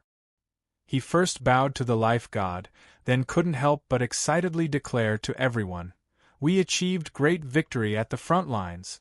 The Lord of the Seven Swords, Xiegu Hong, led his army deep into the desolate world and assassinated the desolate Saint Power Demon King. Now that the desolate world is in chaos, our army attacked with everything we had and killed countless enemies. The voices of discussion resounded. Everyone's faces lit up with joy. This was humanity's first great victory in the last few years. After this battle, humanity would be able to regroup, regain their morale, and gain a long period of strategic adjustment. The smile on Gu Qingshan's face grew brighter. Xie Guhong is definitely safe and sound. Countless years later, he will once again spar with the sword against a divinity, and even win by half a move. So I know that as long as I don't go overboard today, I won't be suppressed to death by anyone. Not even a divinity. In such a public situation, without sufficient reason, even a divinity wouldn't dare to touch me. Xie Guhong risked his life on the front lines, but there were people plotting behind his back. Even his disciples were forced into a dangerous situation, forced to kill each other. In the end, the divinities even tried to absolve those people. If such a thing really happened, who would be willing to go to the front lines? Who would be willing to risk their lives for the divinities? Who would be willing to sacrifice their lives for a monster? Looking back at the Peak Masters, they were already pale, unable to say a single word. Gu Qingshan thought for a bit, then clasped his fist and bowed to the Peak Masters. My apologies, as the eldest disciple of the sect, I lost my composure. What happened today was my fault in front of everyone's gazes. He appeared ashamed. In truth, as a disciple, I shouldn't have offended you today, nor should I have acted too rashly. That's why I should wait for Master to return and have him personally take your lives. That would be more appropriate. Chapter 808. The situation was on the verge of exploding. Even the life god himself showed up at Barren Cloud Heavenly Palace. But Gu Qingshan managed to wait until Xie Guhong's inner sight sent his voice. Gu Qingshan used a few simple words to gloss over everything that happened today. Whether it's a divinity or a cultivator, if they have any objections, they can go find Xie Guhong. Since Xie Guhong is still alive, he is the Heavenly Palace's palace master. Everything is decided by Xie Guhong, so it's only natural that everything follows the rules. Then next, Gu Qingshan cleared his throat and clasped his fist around. One last thing, everyone's hearts tensed up as they turned to look at him. The group of great cultivators all had solemn expressions, waiting for the young man to speak. This scene was as laughable as it could get. But it couldn't be helped. This young man doesn't play by the rules, so everyone was scared. Under everyone's watchful eyes, Gu Qingshan spoke with an apologetic expression. The Master Peak doesn't allow meals. I'm sorry. Everyone was surprised. They were all grand cultivators, so they could naturally understand the meaning behind those words. If there's nothing else, and I don't intend to invite you to a meal, why are you still staying here? The Peak Masters looked at him, then at the Life God, not knowing whether to leave or not. Without the Palace Master's permission, cultivators of other peaks can't stay on the Master Peak. Staying here would be telling others that they're violating the sect's rules. But since the Life God hasn't left yet, how could these Peak Masters dare to leave? In truth, the one who felt the most uncomfortable was the Life God. As a divinity, why did you come down here? Since he gave up on the matter and said that he'll wait for Xie Guhong to return, that means there's nothing else to do. Even if there's something else, you should go talk to Xie Guhong. And now he's saying that the Master Peak doesn't allow meals. Then why is a divinity like you still staying here? Waiting for a meal? No, this isn't a matter of food or not. In fact, even if the Master Peak did allow meals, would a divinity like you be shameless enough to eat for free? No, that's not the problem either. What's the problem? Regardless of what you do, it's not right. The Life God calmed himself down and declared with a dignified tone. Everyone is dismissed. After Xie Guhong returns victorious, you can discuss the internal affairs of Barren Cloud Heavenly Palace again. His expression was solemn, his tone dignified, and his bearing dignified. But what he said wasn't that obvious. The Life God also realized this and didn't want to stay here any longer. It turned into a streak of golden light and shot into the sky. Seeing that the god had left, the four divine beasts also quietly left. The peak leaders had no choice but to bring the cultivators who were still alive and the corpses away from the main peak. When they came with great momentum, but when they left they said nothing. Gu Qingshan held the sect master jade disc in her hand and sent a spell into it. He smiled and waved towards the outside of the mountain. Everyone, please go back. We're going to eat. The jade disc lit up. Puff. The entire main peak disappeared. The concealment formation on the sect master's jade disc was activated. The main peak was still there, but it was no longer visible. The 3 disciples of the main peak went to eat. There's nothing else to see. Before, because the divinity appeared, everyone came here to listen to his teachings. But now that the divinity had left, the barren cloud master peak's gates have already closed. If you still refuse to leave at this point, you'll only end up being chased away. After this, who wouldn't know what kind of disciple Xie Guhong took in? Let's go before it's too late. While the great cultivators scattered in different directions, they silently thought to themselves.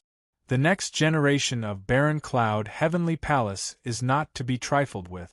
That's too scary. The great cultivators returned to their sects with various thoughts in their minds. 2 days later. Barren Cloud Master Peak. Huang Zhan and Xin Yang were standing guard outside the Sword Abyss. When Xie Guhong returned, he solemnly ordered them to guard this place and not to go anywhere. Huang Zhan had been standing guard for a long time, so he was a bit bored. He glanced at Xin Yang and couldn't help but ask, "Third brother, there's something I don't understand, please tell me." "Senior brother," Xin Yang replied.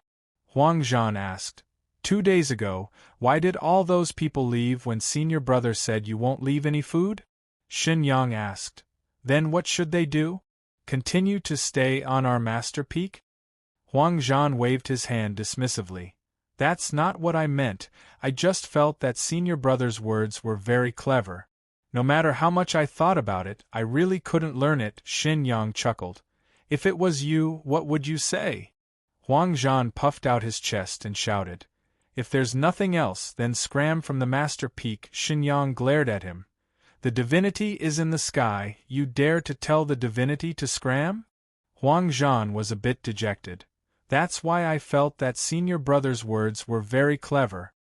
He clearly told everyone to scram, but all he said was that he wouldn't leave any food. Just look, even the divinity couldn't scold him, he just turned around and left. That's why he's our first brother," Xin Yang replied. While they were whispering, inside the Sword Abyss, Xie Guhong was also scolding Gu Qingshan. "Don't you know how many times you almost offended the divinity?" Xie Guhong asked. Gu Qingshan smiled apologetically. "I know, I didn't offend the divinity at all." Xie Guhong sighed. "You can't do that anymore from now on, otherwise if you offend the divinity one day, even I won't be able to save you." Gu Qingshan replied. "I've already offended him." Xie Guhong went silent. "That's right," he slowly said, "the life god must hate you to the core. It's very hard to gain the favor of the divinity, but it's very simple to make them hate you. If you ever run into the life god's people again, make sure to stay as far away as possible. Also, don't easily cause trouble from now on. Make sure to observe the situation before you act." Gu Qingshan was a bit confused. "Master, what do you mean by that?" Xie Guhong stayed silent for a bit before answering. "The life god has protected the peak masters." Gu Qingshan went silent, then smiled again. "He is a divinity. No one would dare to disobey the divinity, is that right?" "That's right, Gu Qingshan. You should know that we are all creations of the divinity. The divinity's orders are the meaning of our existence." "Master, do you really think that way?" "No, the divinity thinks that way." "Then what about Master?" "I am very grateful that they gave me life, but since I am a life, I have my own way of thinking." Xie Guhong clapped his hands. From the void of space, a figure appeared. "Luo Bingli," she told Gu Qingshan. "I need a drop of your blood, of course, the more the better." Without hesitation, Gu Qingshan cut her finger and tossed a drop of blood over. Luo Bingli pressed her hand against the air. The drop of blood immediately hovered in the air. Luo Bingli took out her flute and played a song towards the drop of blood. The song was over. The drop of blood slowly turned into Gu Qingshan's appearance. "This is?" Gu Qingshan doubtfully asked. Xie Gu Hong explained. "Your two junior brothers will be heading to the Water God Palace to cultivate, and I will be heading to the front lines again, so you will be the only one left on the Master Peak. This situation is extremely dangerous, Qingshan. If I really die the next time, the Peak Masters will definitely take your life. You won't even have time to alert the 4 divine beasts, and so?" Gu Qingshan asked. "And so we will create a real you to stay on the Master Peak every day to cultivate," Luo Bingli replied. "Then what about me?" Gu Qingshan asked. Xie Gu Hong and Luo Bingli exchanged glances. Luo Bingli asked, "I heard that you're quite proficient in the 6 arts?" "It's passable," Gu Qingshan replied. Xie Gu Hong continued, "We only have one last, absolutely confidential and reliable identity left. Not only does humanity not know about this identity, not even the divinities know about it. Qingshan, I'll leave this identity to you. I hope that you can use it as much as you can and focus on your swordsmanship every day." He spoke sincerely. "Once your swordsmanship is on par with the Peak Masters, we'll be able to be a bit more assured about your safety. At that time, you can return to the Master Peak as the sect's first disciple," Luo Bingli also added. "Not only is that identity reliable, but the location is also very safe. You won't be very busy after you arrive. After you're done with what you need to do, you can use the rest of your time to cultivate." "Where am I going?" Gu Qingshan asked. "Humanity's 23rd Reserve Corps Camp, which is also the last of the 23 Reserve Corps camps," Xie Gu Hong replied. "Which means I'll be a combat cultivator," Gu Qingshan nodded. "A Reserve Corps camp probably won't enter the battlefield so soon, not to mention it's the 23rd Corps camp. But going to the battlefield is even better, that way I'll be able to earn soul points." While he was thinking that, the 2 great cultivators both shook their heads. "No, not a combat cultivator. The last confidential and reliable identity we have is the cook of the 23rd Reserve Corps camp," Luo Bingli replied. Chapter 809. Humanity's 23rd Reserve Corps Camp. A middle-aged cultivator was sitting behind a table, carefully reading a jade tag. Zhang Xiaoyun, a loose cultivator, his ancestors have been earning cultivation resources through cooking for generations. During the last desolate world invasion, everyone in his family was massacred, leaving only Zhang Xiaoyun, so he joined the army. The above information has been verified. Please make your decision, General, followed by the names of the scouts responsible for intelligence. The middle-aged cultivator put the jade tag back on the table and observed the young man in front of him. His appearance was ordinary, and his cultivation base was ordinary. As he was being observed, the young man appeared nervous. "Tsk, what a pitiful young man!"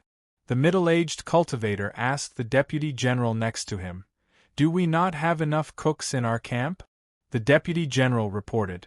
"General, we've always lacked cooks. It was also because we didn't have enough cooks last time that led to that incident." Hearing that, the middle-aged cultivator scowled. Last time, all the cultivators in the camp complained about how bad spirit cooking was, causing a series of protests.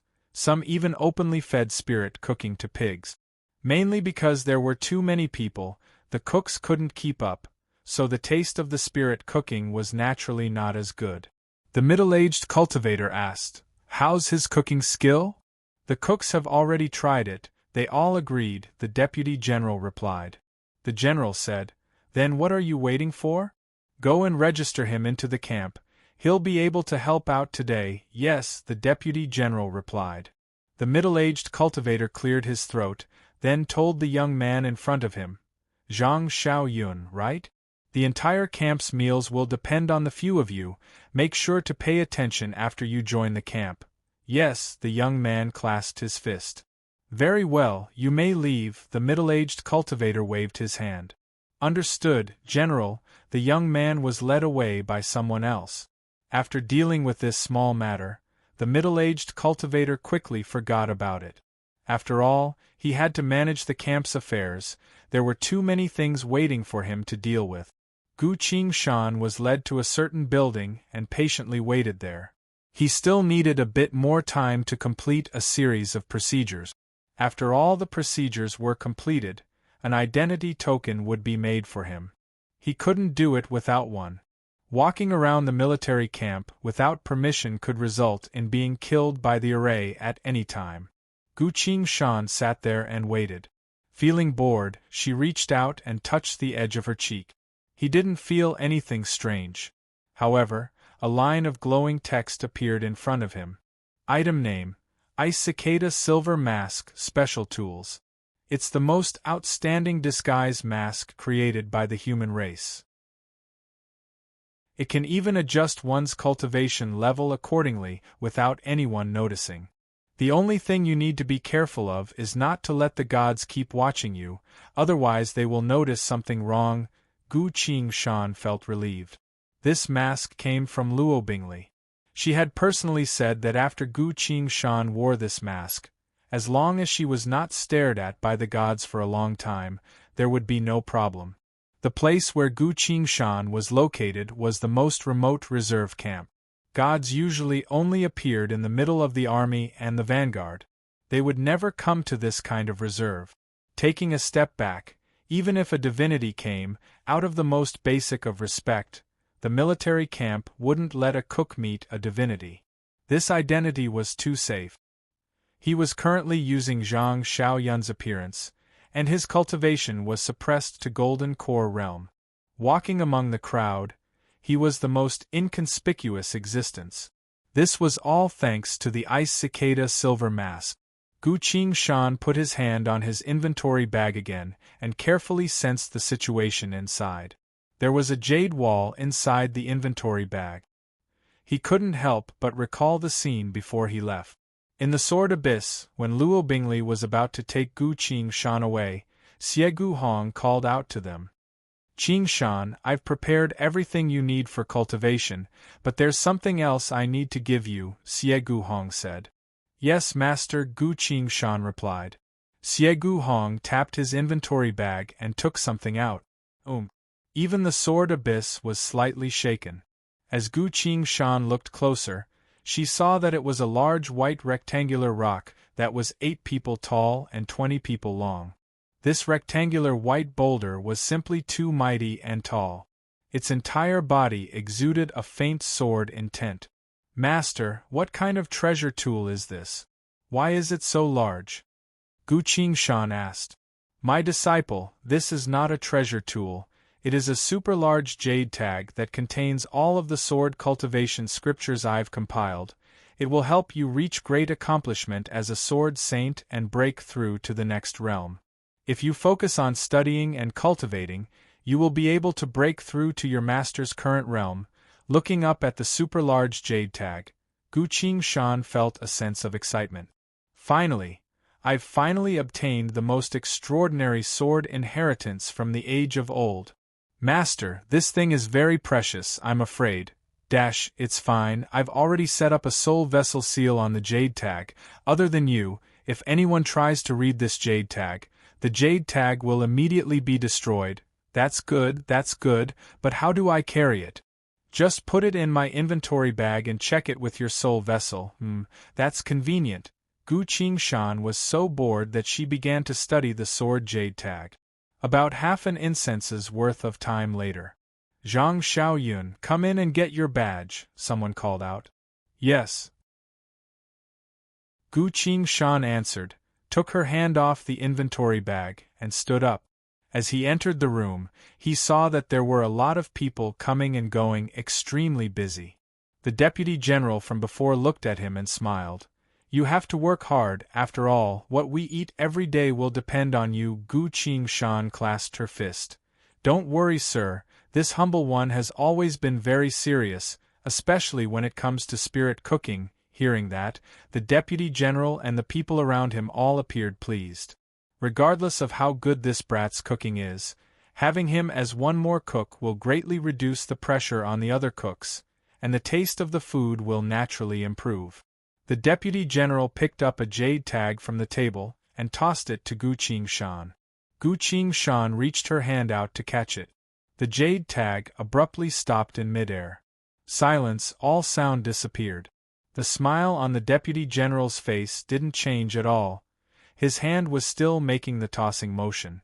Next to him, a cultivator was arranging the jade tag, while two other cultivators were checking a certain number. Their mouths were open, talking, but also completely motionless. Everyone in the room fell into a state of stagnation. A sword appeared from the void of space behind Gu Qingshan, turning into Shanu. Gongzi, time has stopped, Shanu said. Gu Qingshan replied in a low voice. It's fine, let's wait and see. He took out the Chao Yin sword and held it in his hand.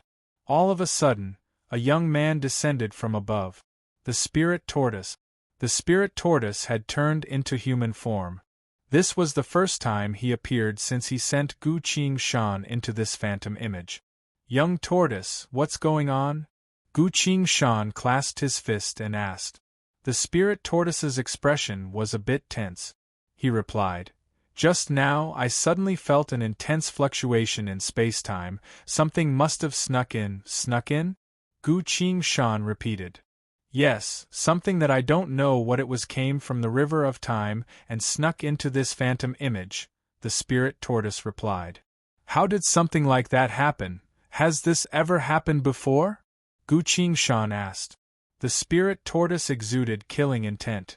It has not. In truth, my duty is to protect this phantom image of the age of old. Any entity that dares to peek or try to sneak in will be killed by me on the spot. What about that thing? The spirit tortoise appeared a bit unwilling. That thing used an extremely miraculous method to return from the distant future, ignoring all of my defensive measures, and directly entered the phantom image. Although I am the spirit tortoise of the age of old, I found that I couldn't stop this. Furthermore, I'm still too young, I can't deal with it with my current strength, that's why I came to find you. He stared closely at Gu Qingshan and continued. The tortoise race has always been the best at defense and divination, so I performed a divination and found that if you continue to stay here, you will most likely die. Because of that, you now have two choices. The first is to take what you've gained, immediately leave this phantom image, and return with me. The second is to stay here and hide from that thing while continuing to search for more things from the age of old. Gu Qingshan went silent. I've already obtained the sword scripture inheritance from the age of old, so it's not impossible for me to leave. Even the spirit tortoise doesn't know what that thing is, and it can't do anything about it either. With my current strength, I definitely won't be able to deal with it. Gu Qingshan then asked. Leaving is the best choice, but after I leave this place, can I go find the heaven sword? The spirit tortoise sighed. That won't do. Seeing how serious the situation is, I might as well tell you honestly. You must complete this phantom image of the age of old before you have the right to proceed to the next step, which will be the beginning of the search for the heaven sword. Then I'll continue to stay here, Gu Qingshan resolutely said. I need to remind you, that thing is coming for you, the current you isn't a match for it, you might very well die here, the spirit tortoise told her. Chapter 8:10. Are you sure you want to stay here? The spirit tortoise looked deeply at Gu Qingshan and asked. Yes, this is my only chance, I have to find the heaven sword, Gu Qingshan replied. For the earth sword? The spirit tortoise asked. Yes, Gu Qingshan replied. The spirit tortoise shook its head. Do as you wish, but your chances of survival are very slim. It glanced at Gu Qingshan one last time before disappearing. It had left. As the guardian of the age of old, it could only inform Gu Qingshan of the situation, not make decisions for Gu Qingshan. Gu Qingshan said nothing. Shanna consoled him. Gongzi, it's fine, you still have a few hundred more chances. Gu Qingshan shook her head.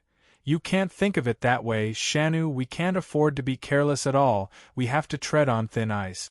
Because before I met the dark figure of light, I didn't even know that it had such a bizarre ability.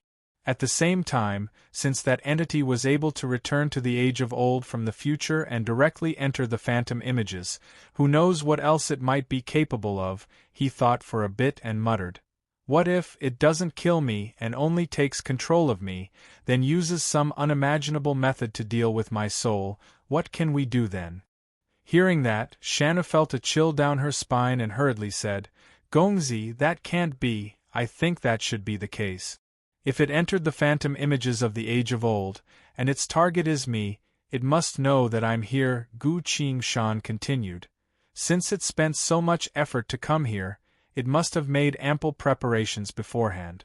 Understanding me is the most basic thing it can do, so there's a very high chance that it knows that I can return here a few hundred times. It knows that, but it still came here, Shanna muttered. It was now that she realized just how dangerous the situation was. That's right, regardless of what it is, since it came from the future, it must know a lot of things that we don't. I think it must have prepared a way to capture me, Gu Qing-shan said. Shanna worriedly asked, Gongzi, then why aren't we leaving? Gu Qing-shan smiled. Leave? We still haven't found the Heaven Sword, so we definitely can't leave, young master, don't worry. My identity is absolutely confidential now. Even the gods don't know about it. It won't be that easy for them to find me. Gu Qing-shan thought for a bit, then continued.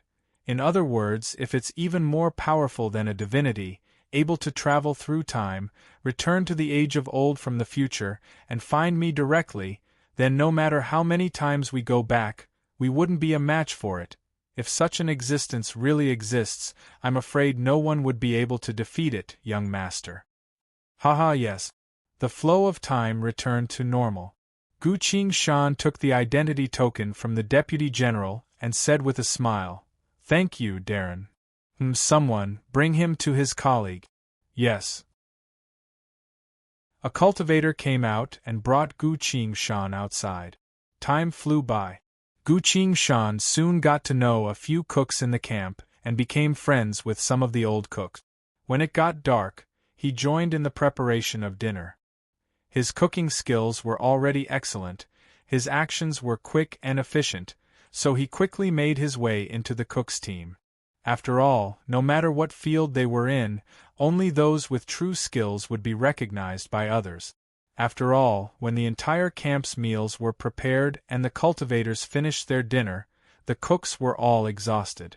Gu Qing-shan stepped out of his own accord and personally cooked a few dishes for the cooks. Every dish was excellent, more exquisite and delicious than the food in the camp. This made him even more popular. Zhang Xiaoyun, you're quite good. Where did you learn your cooking skills? The cook elder Zhang asked. It's a family heirloom, Gu Qing-shan smiled and replied. Ah? Your father was also a cook? Which camp? The old man asked curiously. He's no longer here, after the desolate world invasion. What about the rest of your family? They're all gone. Ah, I see, I'm sorry, it's fine, Gu Qing-shan smiled. The old man thought for a bit, then said, We don't have any rules here, you only need to come when we're cooking. You can rest whenever you want. There's a market in the southeast direction, you can go there if you have nothing to do. Gu Qing-shan noticed his goodwill and clasped her fist. Thank you, Boss Zhang, for your advice. At this time, another cook secretly poked old Zhang's head and gave him a look. Boss, you can talk to him about that matter. Old man Zhang glared back. He's still too young, he can't even hold a knife properly. The cook was a bit unwilling, but Boss had already expressed his attitude, so he could only smile to hide his embarrassment. Uncle Lu, just tell me what it is, it's fine, Gu Qing-shan sincerely said. The one called Uncle Lu asked, Do you know where the meat in our cooking comes from? I don't, that's the meat of desolate monsters. What? We're eating their meat? Gu Qing-shan was surprised. Seeing his expression of interest but no fear, Uncle Lu was a bit disappointed. He had no choice but to continue. Indeed, this meat is very beneficial to cultivators, so whenever there's a war at the front lines, countless monsters would be transported to the rear. Please continue, Gu Qing-shan said. Uncle Lu explained. If these monsters have been dead for a long time, their meat won't be edible anymore. That's why these monsters are completely crippled by the cultivators each time. While they're still breathing, they'll be transported here and slaughtered by the 23 matriculation camps behind us. And then? Gu Qingshan asked. And then, this month, it's our camp's turn. We've already taken turns, and since you're here, why don't you give it a try? Uncle Lu said. Nonsense, he's still so young. He'd be lucky not to be scared to death when he sees those monsters. How would he dare to slaughter them? Old Man Zhang shouted. Another cook also tried to persuade him. That's right, old Lu, Zhang Xiaoyun is still too young. We're already scared to death when we see those monsters, let alone a teenager like him. Seeing everyone disagreeing, Uncle Lu grumbled. We're all cooks, so what if he's young? You're right, Gu Qingshan clapped her hands. What's going on? The cooks all looked at Gu Qingshan. Everyone saw that he didn't have any fear on his face. Instead, his eyes were glowing. Gu Qingshan clasped his fist towards Old Man Zhang and spoke with a serious expression. Boss Zhang, let me do it. Old Man Zhang looked at him from head to toe and spoke. That slaughterhouse is filled with blood and flesh. The monsters will scream in agony before they die. Their blood will splatter all over you. Slaughtering monsters usually takes 5 days of work. During these 5 days, you'll be constantly killing monsters. Even if you're about to die from fear, you can't run away. Zhang Xiaoyun, you better think this through. Gu Qingshan smirked and happily smiled. Don't worry, my true profession is a butcher. Spirit cooking is only my way of making a living. A butcher? That means you've killed quite a few demon beasts before? Uncle Lu asked with interest. Gu Qingshan nodded. I've killed quite a few as well as a few other things. In short, I'm quite competent in this line of work, even more so than spirit cooking. He smiled at the cooks. Don't worry everyone, I'll do it this month. I promise I won't embarrass our camp. Everyone looked at the pure smile on his face and nodded in unison. For some reason, everyone felt a chill down their spines. Still in the age of old. At a place extremely far away from Gu Qingshan. This was a barren land. A place where no one would come. Desolate monsters wouldn't attack from here. Because this place was too vast and barren, there was nothing of value here. Normally, such a place would return to its former state of desolation along with time. But today, just a few moments before Gu Qingshan and the spirit tortoise met, something happened here. A coin appeared in the sky. This was a very unique coin, because it was entirely blood-red, completely different from the other coins of the strife zones. It spun around in the sky before shattering into pieces. As soon as the coin shattered, a sea of light appeared in the sky. The sea of light poured down, forming a surging tide on the barren wasteland. 1 breath, 2 breath, 3 breath. A figure stood up from within the tide of light. The vast sea of light instantly faded away. Only that figure remained on the empty wasteland. In the wind, the figure began to whisper. I've finally made it here. Since I'm here, there won't be any more problems in the future. His voice suddenly became filled with hatred and killing intent, but he also tried his best to maintain a sense of mockery. How pitiful, you must still be looking for that sword at a time like this. As long as I can find you at this point in time, capture you, and thoroughly imprison your soul, the things that happened in the future will never happen again. I will use every method I can think of to torture your soul. Chapter 8:11. In the barren wilderness, the figure stood still without moving, as if waiting for something. Time slowly passed. 15 minutes later, a stream of light flew over from the sky, and a figure appeared in the air. It was a patrolling cultivator who was ordered by the sect to check the situation. This place was so secluded that even if there were any supernatural phenomena, it would be very hard to sense it from several thousand miles away. Not to mention, the figure only took a few breaths worth of time to appear before the supernatural phenomena disappeared. The nearby sect only sensed a slight abnormality, so they sent a cultivator to check the situation. The patrolling cultivator flew above the figure and shouted, "Who are you? What are you doing here?" He held the tool in his hand, ready to attack at any moment. In such a desolate place, there was a single person standing still. This in itself was very strange. "You asked who I am?"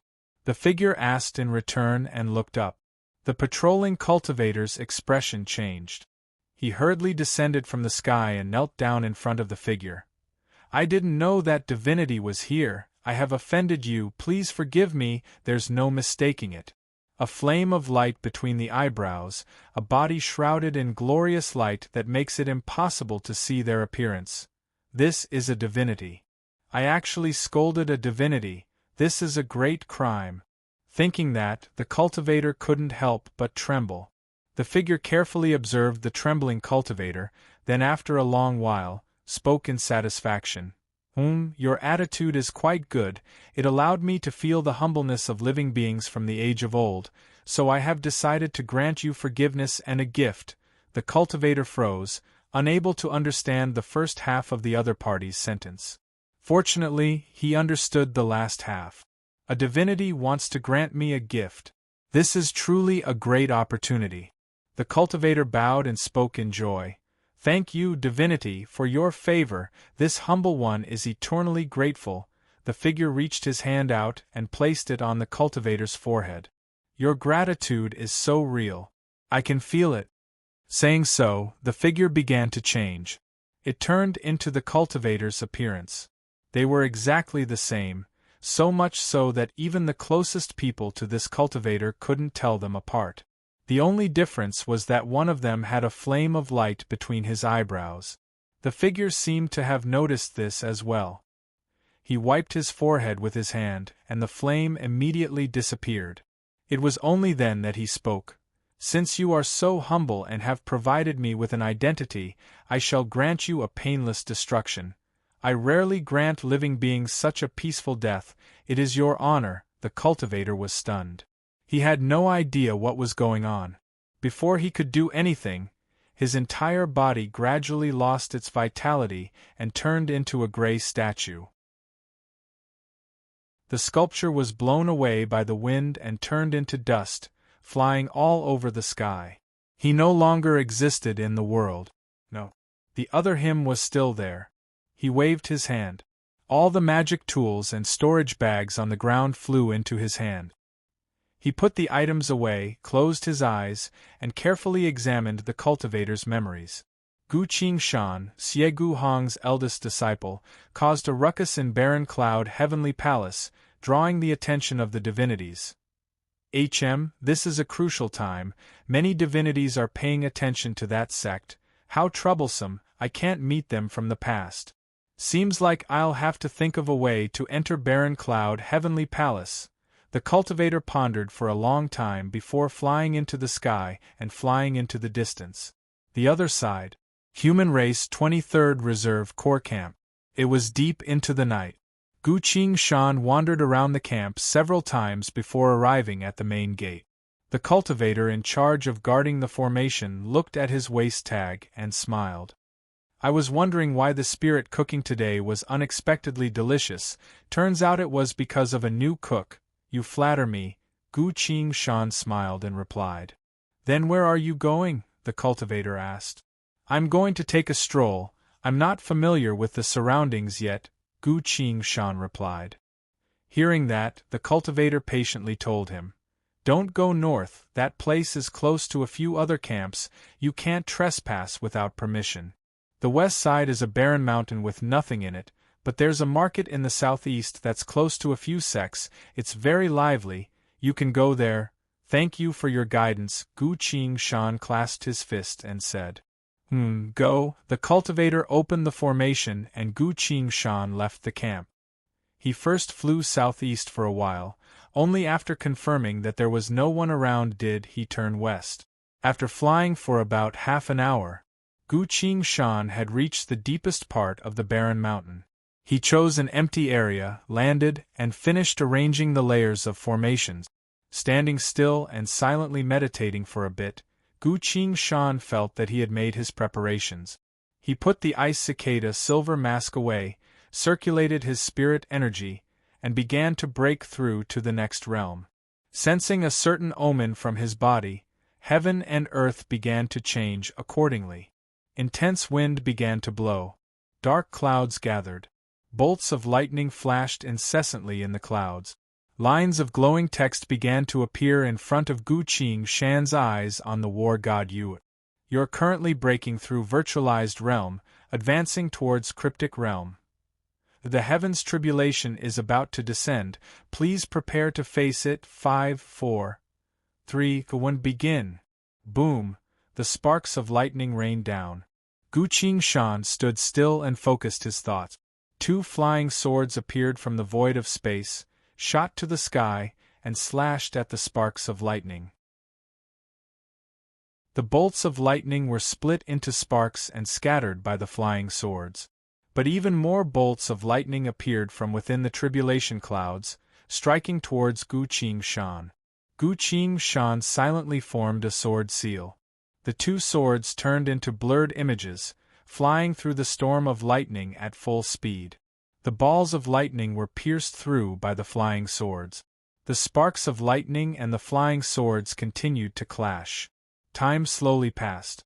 The lightning tribulation was reaching its end. Gu Qingshan knew that something was about to happen.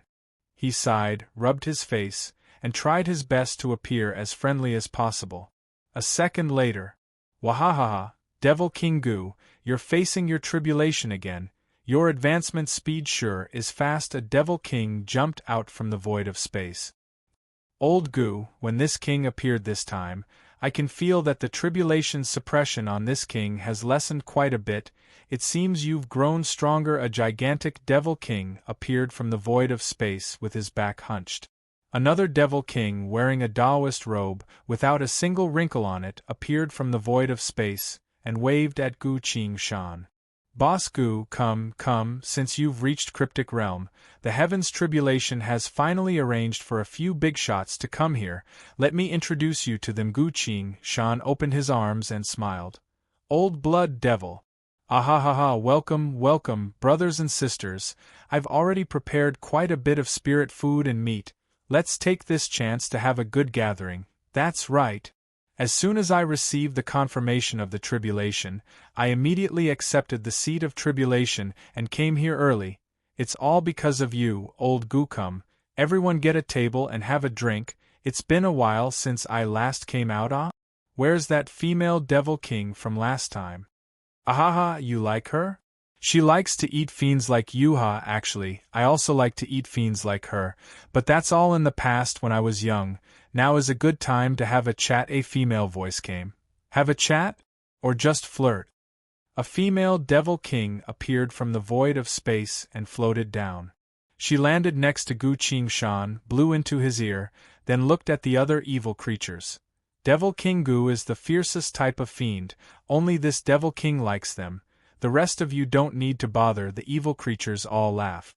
Gu Qingshan offered a cup of liquor to the female Devil King and smiled. "Come, drink." His face was already a bit stiff. A grand banquet began. Chapter 8:12. The heavens tribulation that was supposed to take 2 hours was extended to 8 hours. Both the host and the guests were happy. Finally it was over. The evil creatures were reluctant to part. The banquet was over. The night returned to silence. Gu Qingshan drank a few more mouthfuls of the soup, but still felt dizzy. Looking around, he confirmed that there weren't any evil creatures left. It was now that he circulated his spirit energy to disperse the alcohol in his body. A hazy mist of wine emanated from his body and was blown away by the wind.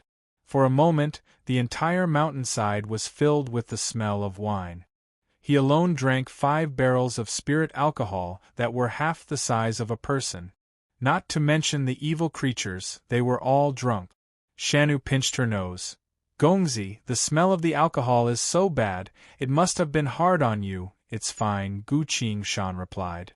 Shanu thought for a bit. "Actually, when you were drinking just now, Gongzi could have used your spirit energy to disperse the alcohol while drinking, that way you wouldn't feel so bad." Gu Qingshan smiled bitterly.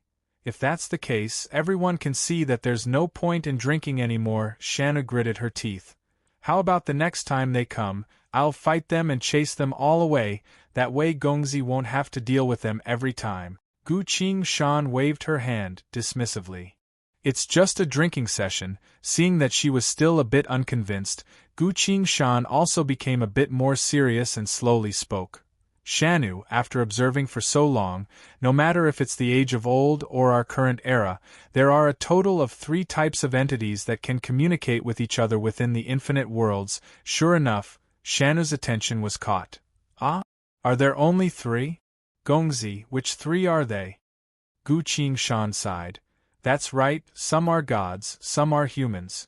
That is, living beings, and some are ghosts. Being a god is actually the easiest. They can create all things, give life to living beings. Before they run away, they are worshipped by countless living beings. Even after they run away, countless living beings would still chase after them and worship them. As a human, life is very difficult. You have to worship the gods and work hard to improve your strength, to help the gods resist those terrifying monsters. Moreover, the fate of a human is always fixed. You will always be used by the gods, and you will never see hope in your life. As for the devils, I don't think many of them were created by the gods. One of the most important pieces of evidence is that the world of the devils isn't something ordinary people can find, and ordinary people can't enter the world of the devils. In addition, the devils don't need to listen to the gods. They live according to the common laws of the billions of worlds. You see, the heavenly tribulation even invites them to do things, so the devils are actually freer than humans. At least they don't need to listen to the gods. Gongzi, how do you know that evil creatures don't listen to divinities? Shanu asked. Last time, when the Tianma helped the Demon King order steal divine materials, I already noticed it. Gu Qingshan continued. The Tianma stole from the divinities in order to help the hated order evolve. This means that the Tianma completely ignore the divinities. Then, why did Gongzi become friends with them? There's no particular reason, I just want to become true friends. Gu Qingshan smiled. If one day they need my help, I'll help them. At the same time, if they come when I need them, they might even be able to help me out a lot. Gu Qingshan spoke with a serious expression. That's why we need to make more friends when we're out here, especially during the apocalypse. Don't just go up and beat up everyone you see, thinking that it's very cool, but it's not. We're not the main characters of a fantasy novel. There's no need for us to cause trouble. Gongzi, you're going around in a big circle to persuade me not to fight. All right, I understand. Shanu paused a bit, then smiled and teased him. Furthermore, Gongzi really is too lonely. You need a few friends, especially that female devil king. Just now, seeing the killing intent on her face disappearing and that she still had the mood to tease him, Gu Qingshan slowly relaxed. She's not my type, she's too flirtatious. Gu Qingshan sighed. While he was joking, he was staring at the void of space. Lines of glowing text were scrolling across his retina. This tribulation has ended. You've broken through to cryptic realm. Your total spiritual energy has been greatly increased. As a cryptic realm cultivator, you've awakened a thaumaturgy on the war god UI, the icon representing war god skills. Lit up. New lines of glowing text appeared from the option to form a notification. You've broken through to cryptic realm. You can now trigger the thaumaturgy awakening quest. Would you like to trigger it? Yes, Gu Qingshan replied. You will be faced with the following choices. 1. Complete a series of quests to awaken a new thaumaturgy. 2. Complete a single quest to evolve your lightning thaumaturgy. Reading the lines of glowing text in front of him, Gu Qingshan fell into thought. A new thaumaturgy. Of course it's good to have a new thaumaturgy. But his lightning thaumaturgy had already been upgraded 3 times, from a lost control to rigid, then to a severance.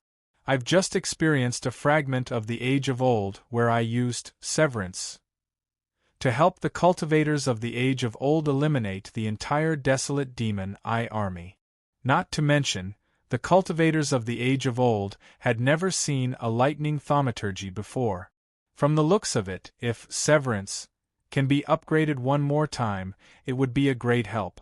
Gu Qingshan couldn't make up his mind, so he asked the war god system, "If I choose a new thaumaturgy, what kind of thaumaturgy will I get?" The war god system replied, "A new thaumaturgy contains uncertainties, it will be randomly chosen the same way as the previous thaumaturgy." Gu Qingshan asked, "Just like the first time I drew a lightning thaumaturgy?" "Correct. If you want, I can simulate the actual situation of the thaumaturgy for you to consider," the system replied. "Then let's simulate it once, I want to see what kind of thaumaturgy it is," Gu Qingshan said. "Please pay 100 soul points," the system replied. "I need soul points to simulate it? Can't you just show it to me for free?" Gu Qingshan asked. The system paused briefly, then solemnly replied, "The system will permanently close the simulation. Wait a minute. I'll pay," Gu Qingshan hurriedly said. He paid 100 soul points. The war god system then replied, "Soul points received, simulating thaumaturgy extraction. Attention, the following is only a simulation, not the real thing." 3 unique icons appeared at the center of the war god UI. Thaumaturgy extraction complete. According to your quest progress, the following 3 thaumaturgies will be generated. Please choose one from the 3 thaumaturgies to awaken. Gu Qingshan looked at the 3 icons. He noticed that whenever he looked at one of the icons, it would light up, and the description of the thaumaturgy would appear next to it. The first icon was a gray card. The gray card depicted an old man kneeling on the ground in a praying posture. As Gu Qingshan looked at it, the description appeared next to the card. Summoning card.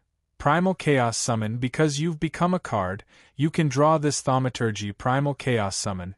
You will be able to randomly summon chaos creatures from the fog of primal chaos to aid you in battle. A description. Due to your card's level limit, you cannot control this summon. You may summon a worm, or a monster on par with a deity. Description. When the monster you summon is 10 times stronger than you, it will devour you. Gu Qingshan shook his head. There's too much uncertainty in this skill, so it's hard to say whether it'll be good or bad in battle. But since this skill has appeared, it means I can draw skill cards now. That's a new piece of information. Gu Qingshan looked at the next icon. The icon depicted a set of armor made of frost. Lines of description appeared next to the armor. Protection thaumaturgy. Frost armor, primary. Description. When you wear this armor in battle, you can activate this thaumaturgy. With this thaumaturgy, your armor's defense will be increased by 30%. Gu Qingshan took a deep breath. If it's primary, then this thaumaturgy can evolve. Perhaps this thaumaturgy is the same as Severance, and can be upgraded even more in the future. After reaching Cryptic Realm, I'll be able to draw thaumaturgies that aren't related to lightning. This information is also very important. But from an objective point of view, Severance is already able to change the tide of battle against the desolate monsters, so it would be even more useful if it evolves to the next stage. He looked at the final icon. This icon seems a bit familiar. The third icon, a female portrait. But this time, there was an extra crown on top of the female portrait. Divine skill. Empress transformation. A description. Using this skill, the user will transform into an empress. Their beauty will be increased by 1800%, their strength will be increased by 130%. Gu Qingshan cleared his throat. He spent a bit of time resisting the temptation of having his strength increased by 130%, while telling himself that this was only a random simulation. "All right, I understand now," he told the war god system. "Please make your choice," the war god system replied. "I'll ask one last time, between the new thaumaturgy quest and the lightning evolution quest, which one is harder?" Gu Qingshan asked. "The lightning thaumaturgy quest is harder," the war god system replied. Gu Qingshan understood. Seems like the war god system has confirmed that the 4th stage of lightning control thaumaturgy is much stronger than most thaumaturgies in Cryptic Realm. I choose a single quest to evolve my lightning thaumaturgy, Gu Qing Shan decided. Are you sure? The war god system asked. I'm sure, very well, you are about to face the most dangerous battle of your life. A single misstep and you'll lose your life. Are you sure you want to start this quest right away? The war god system asked again with a serious tone. Gu Qing Shan paused. The system warned her. Seems like this quest is going to be very hard. After all, my thaumaturgy has already reached the 4th stage, so I'm probably going to face an unprecedented challenge. Gu Qing Shan spoke in a low voice. I've made up my mind.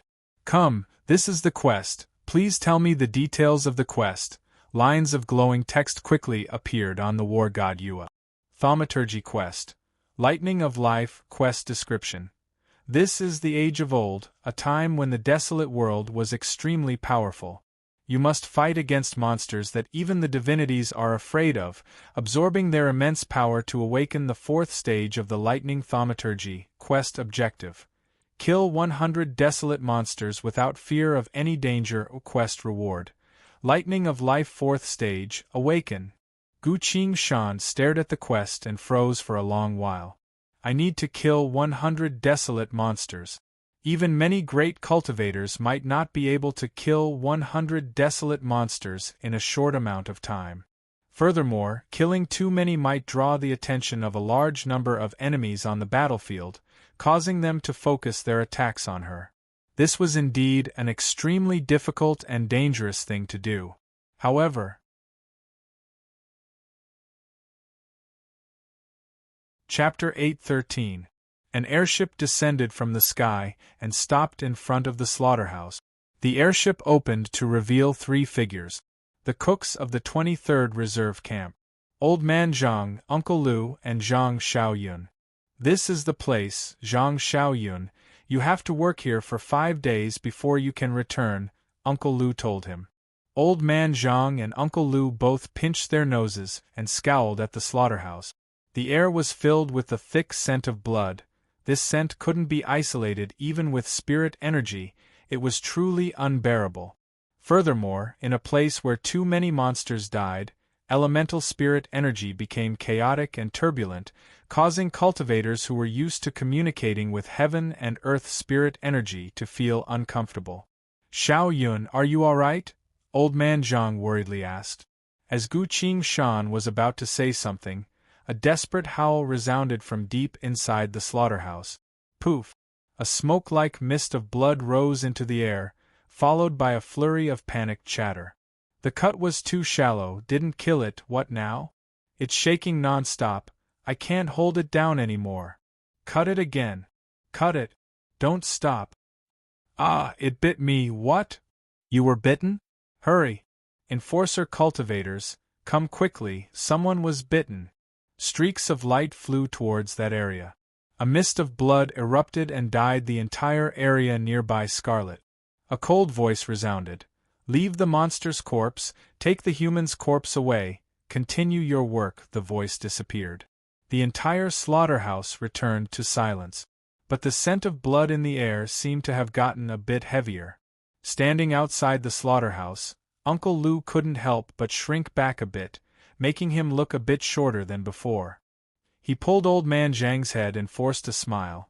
Xiao Yun will be fine, he's still young and strong, perfect for this job.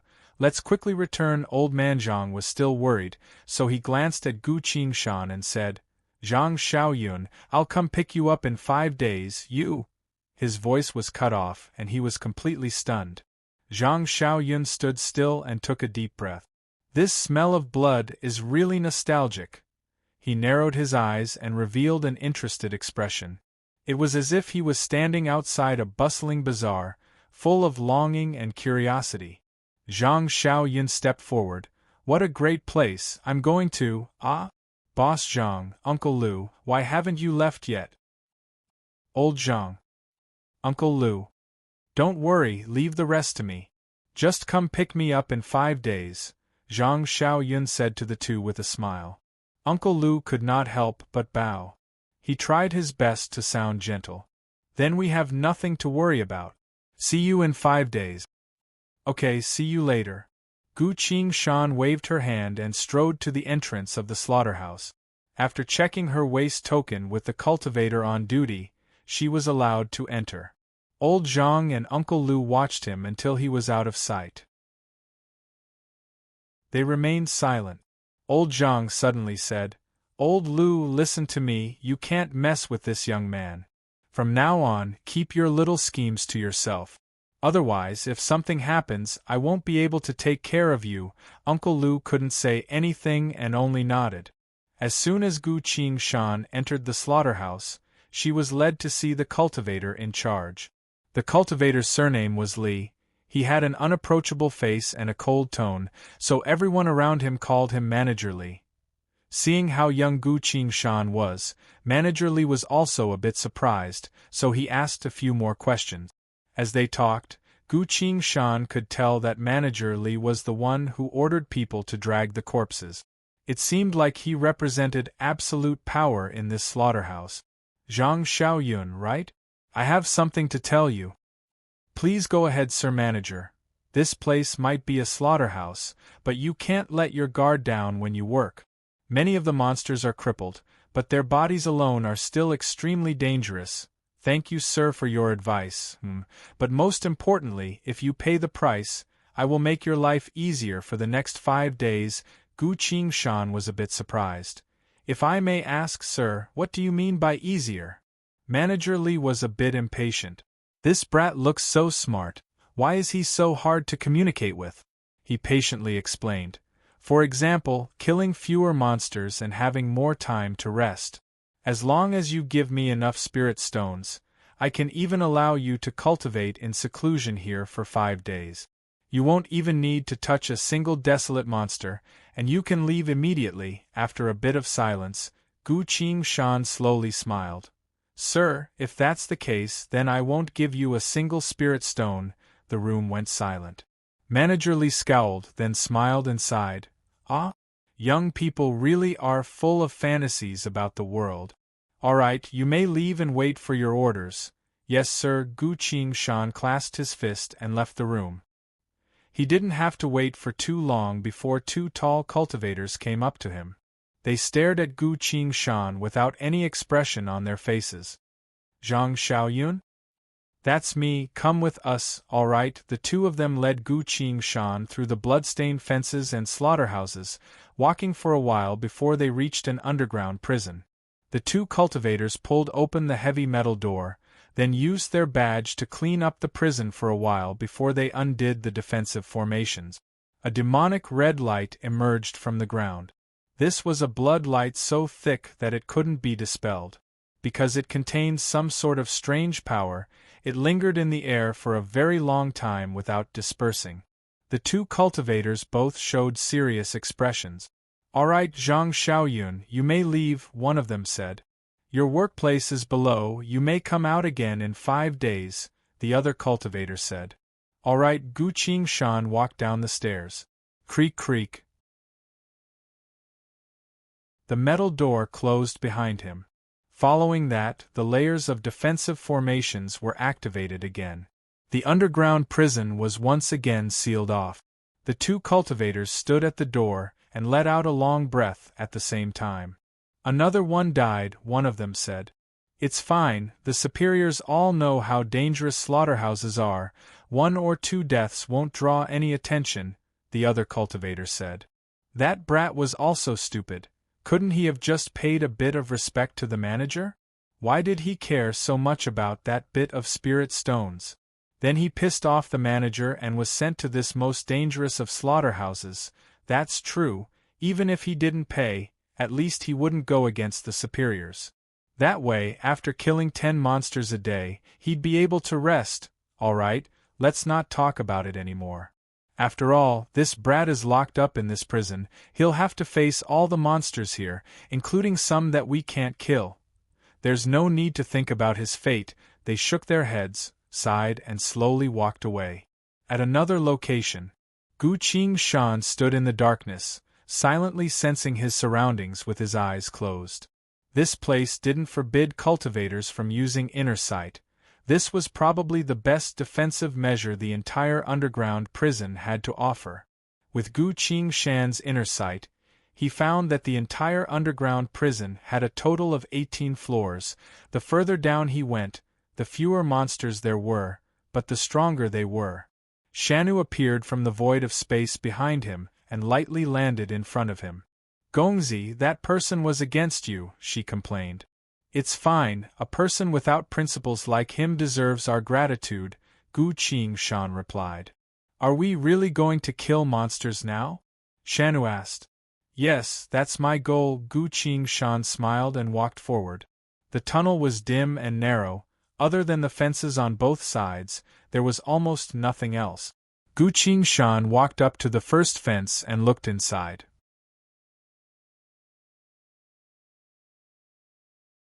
Chapter 8:14. Inside the bars, crimson blood was dripping from the demon restraining rope. The demon restraining rope was as thick as an arm, engraved with countless restraining runes, completely black in color. The monster was occasionally howling and struggling, dragging the demon restraining rope along with the monster's movements to hit the wall, giving off a heavy metallic sound. But the demon restraining rope had already pierced through the monster's body, tightly binding it to the wall, while the other end of the rope pierced deep into the underground prison wall. Gu Qingshan looked at the monster. A human? That was the first thought he had. But when he took a closer look, it wasn't. Compared to a human, this monster had no skin. Red muscles were exposed, occasionally white bones could be seen.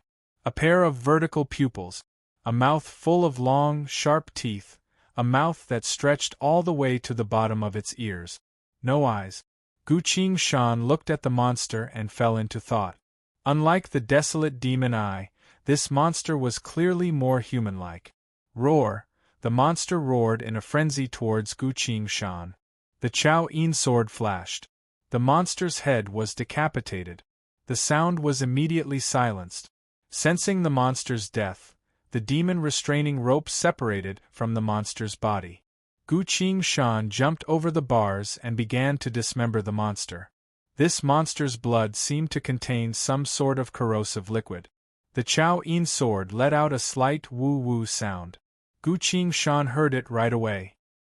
He decided not to use his sword and directly activated the sword chi in his eyes, manifesting it as sharp sword chi in the void of space, and began to cut open the monster's body layer by layer. A sharp sword chi cut open the monster's abdomen, followed a straight line upwards until the entire chest cavity was cut open. The monster's chest cavity was smooth and flat, occasionally moving a bit to form wrinkles that quickly disappeared. No organs? Gu Qingshan was a bit confused. His gaze fell onto his finger. A small cut appeared on his finger.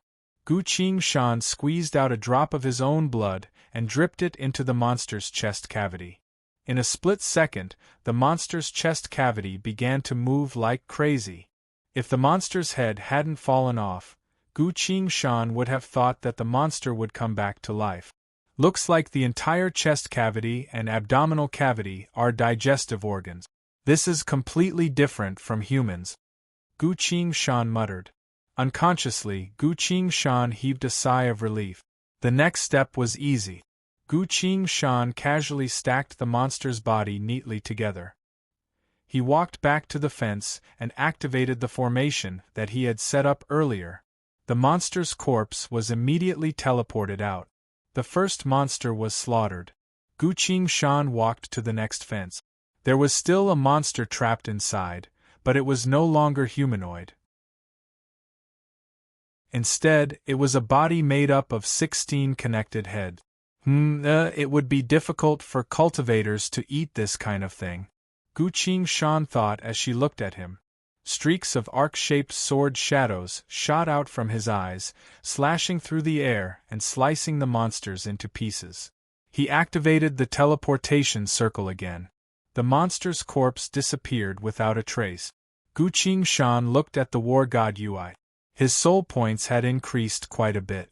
Seems like according to the war god Yui's standard, the monsters of this first floor aren't any weaker than Gu Qingshan. There were a total of 18 floors in this underground prison. What kind of monsters would be down there? Gu Shan looked at the thaumaturgy quest again. Below the thaumaturgy quest, there was a number 2. This means I've killed 2 monsters. 98 monsters left. I can activate my new thaumaturgy. Gu Shan walked to the third fence. About half an incense's worth of time later, the 35 monsters on the first floor were cleanly dissected by Gu Shan. He stood at the entrance to the next floor. There was a strange spell formation here that only allowed humans to pass through, and no other beings were allowed to pass through. Although he had 5 days, only the soul points he obtained was the most reliable soul points, and only the quest he completed was the perfect quest. Gu Shan didn't waste any time and went straight through the entrance. The monsters on this floor were still the same. They might have been very powerful at their peak, but now they were nothing but waiting to be slaughtered. 21 monsters were carefully and seriously slaughtered by Gu Shan. The third floor, it wasn't until the 9th floor that Gu Shan stopped. Although there were only 9 monsters here, they were clearly a lot stronger than before. Gu Shan used Iris Sword. The sword chi only left a white mark on the monster's body, and even the white mark quickly disappeared. If these monsters were at their peak, a single one of them would be enough to chase after Gu Shan. Looking at the tied-up monster, Gu Shan used Heart Sword. At full power, the monster trembled, then froze in place. Heart Sword had destroyed the monster's consciousness. The Chao Yin sword lightly swung. The monster's head fell. The dissection continued. His soul points continued to grow. The quest continued to be completed. The 10th floor. The 11th floor. The 12th floor. The further down he went, the quieter it became. When the monsters saw him, they no longer roared or screamed in desire. At the 13th floor, the 3 desolate monsters here only silently stared at Gu Shan, as if evaluating him. This place was completely different from the previous underground prison. Blood that came from an unknown place was flowing on the ground, enough to cover a person's knees. This place wasn't very spacious. The entire floor and every wall was engraved with runes and formations. 7 or 8 demon trapping chains pierced through the bodies of the 3 monsters at the same time and tied them to the wall. The entire 13th floor was a large-scale imprisonment formation. These 3 monsters had humanoid shapes, but they had a sharp horn on their head, their faces were devoid of any muscles, their bones were completely exposed. Gu Shan stood in the air. He swung the Chao Yin sword with all his strength. 7 to 8 cold gleaming sword phantoms flew out and slashed the neck of one of the monsters. The sword phantoms disappeared. There wasn't even a white mark left on the monster's neck. Gu Shan didn't give up and used water flow severance. Crescent slash, O 7 stars flowing dragon, drawn shadow, O swallow returns, torrent, O silver star, and life seeker to attack the monster. The 8 secret arts all struck the monster's body, causing it to let out a low grunt. Ah! The monster's body slightly trembled. A faint white mark finally appeared on its body. This white mark only lasted for the blink of an eye before disappearing without a trace. Gu Shan shook his head and put his sword away. With my cryptic realm cultivation, I can only make it to the 13th floor. If these 3 monsters were in perfect condition, they would most likely be able to turn the world upside down in the outside world. I can't imagine how powerful a cultivator would have to be able to capture them. Xie Guhong should be able to. Gu Shan silently thought. He sat down cross-legged in the air and began to meditate. At this point, he had collected a huge amount of soul points, at least 1,000,000. Spending a bit of soul points, Gu Shan comprehended the cryptic realm scripture. His breakthrough began. He stood in the middle of the 13th floor of the prison, hovering above the blood tide, facing the 3 terrifying desolate monsters, and began to break through a minor realm. Time slowly passed. An incense stick's worth of time later, he opened his eyes. Cryptic middle stage was achieved. Because he had killed over 100 desolate monsters, His thaumaturgy quest had also been completed. Lines of glowing text were showing up on the war god UI. You've completed the thaumaturgy quest. Lightning of Life, you may now awaken the 4th level of the lightning thaumaturgy. Dream Jolt, Dream Jolt. When touched by your lightning spirit energy, the target's consciousness will enter a brief dreamscape with the lightning, causing them to lose control of their body until 5 seconds later. A description. This is the advanced thaumaturgy of the triple-layered lightning of life, loss control, paralysis, and severance. No living being is immune to it. Gu Qingshan read through the glowing text in front of him and sighed deeply. He felt a sense of satisfaction. To complete this thaumaturgy quest, under normal circumstances, I'll have to slowly kill them on the battlefield. I don't even know when I'll be able to complete it. It's all thanks to this slaughterhouse that I was able to obtain such a powerful thaumaturgy. However, speaking of slaughterhouses, Gu Qingshan was full of questions. Starting from the 1st floor, Gu Qingshan felt that this place was most likely used for sealing. Because they couldn't be killed, they were sealed. In fact, Gu Qingshan had already noticed this on the 12th floor. When the 5 monsters on the 12th floor were attacked, a twisted mark would automatically appear on their bodies. The Chao Yin sword couldn't pierce through that mark at all. Gu Qingshan had to rely on the 6 Paths Great Mountain Sword's anti-magic thaumaturgy to kill those 5 monsters. When they died, they looked like they couldn't believe their eyes. They couldn't believe that they were killed. But now, on the 13th floor, even the 6 Paths Great Mountain Sword couldn't pierce through the thick defensive barrier on the surface of those monsters' bodies. This was pure power suppression, which meant that they were countless times stronger than Gu Qingshan. Gu Qingshan also realized this and gave up on killing those monsters. But he quickly realized something else. This was only the 13th floor, and there were a total of 18 floors here. I really can't imagine what kind of desolate monsters are sealed on the 18th floor. Gu Qingshan shook his head and sighed. Suddenly, a voice resounded in his ears. How interesting, this little guy killed his way down here. Gu Qingshan froze. He tried his best to keep his expression unchanged, lowered his eyes, and pretended to be in thought, as if he didn't hear this voice at all. Another voice spoke up.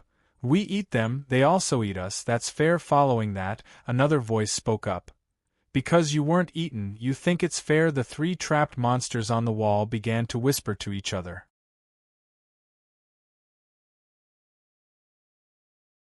Chapter 8:15. The monsters were whispering to each other. Listening to their conversation, Gu Qingshan suddenly realized something. The monsters didn't think that he could understand their conversation. After all, in the age of old, no cultivator could communicate with these monsters, and no one could understand their language.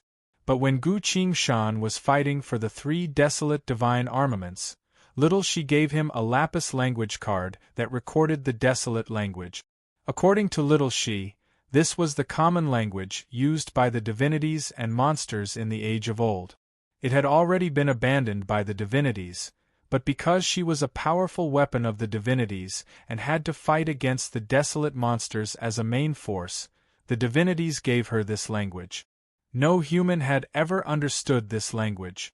Gu Qingshan's mind moved quickly. He simply maintained his cross-legged posture and quietly floated in the air without moving. Unfortunately, the monsters only said a few words before going silent. The 13th floor of the underground prison quickly returned to silence. Only the blood that covered the entire floor, almost up to his knees, continued to flow down. Splash, splash, splash. Like a tidal wave, the blood flowed rhythmically. Gu Qingshan waited for a while longer. The 3 powerful desolate monsters still didn't seem to want to say anything. Gu Qingshan felt like he was being scratched by a cat. Why aren't the 3 monsters talking? Can't they just casually chat about something? Even the most insignificant of conversations can help Gu Qingshan understand them a bit better. Time slowly passed. The monsters still didn't say anything. Gu Qingshan's thoughts slowly came to a halt. He suddenly opened his eyes and curiously looked at the ground. Strange, where did all this blood come from? Even the formation leading to the next floor is covered in it. How troublesome. While talking, Gu Qingshan formed a hand seal to draw the blood from the void of space into the air, slowly forming a giant ball of blood. All the blood on the ground was absorbed by the spell, revealing the formation leading to the next floor. Countless runes covered the entire formation. The spirit stones were also embedded in the groove. As long as he went down and activated the formation, Gu Qingshan would be able to enter the next floor. He looked at the formation, then at the giant ball of blood in the air, as if he was considering whether he should go down. Suddenly, a low scream came from underground. The sound was clearly coming from deep underground. Following that, new blood started to seep out of the ground. The blood quietly covered the ground, then began to rise, finally forming a knee-deep pool of blood. Gu Qingshan muttered to herself, "How strange, should I collect it again?" Suddenly, the three monsters on the wall began to move. They moved their bodies restlessly. The conversation finally started again. "This fool, we can't let him provoke that existence below again," one of the monsters muttered. Its tone was filled with panic and urgency. The other monster hurriedly said, "Why don't we tell him that he absolutely cannot provoke the existence down there?"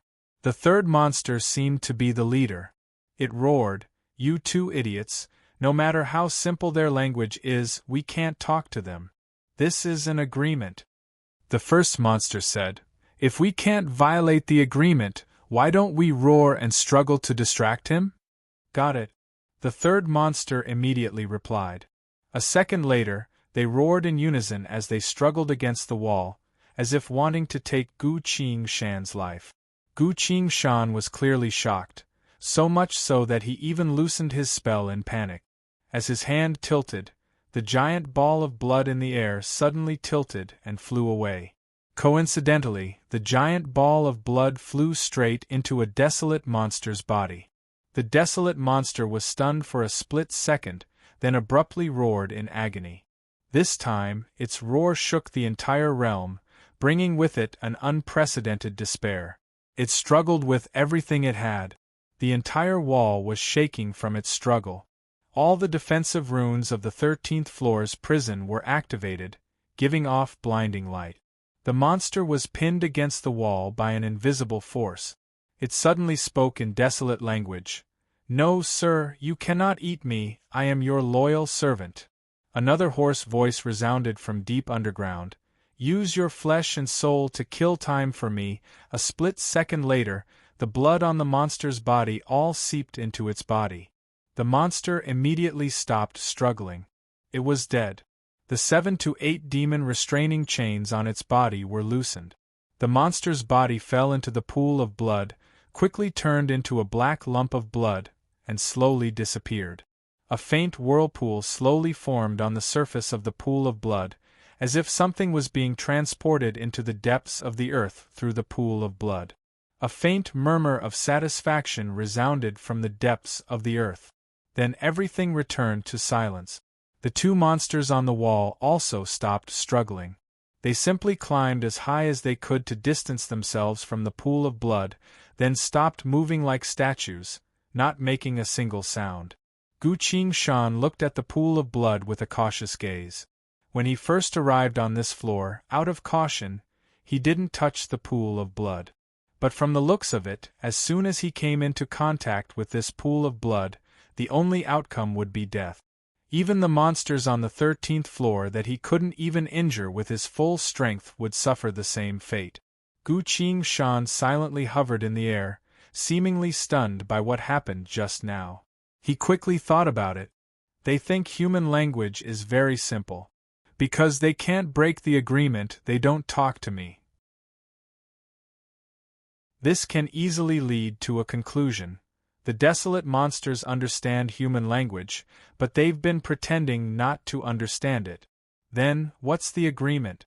Who made the agreement with whom?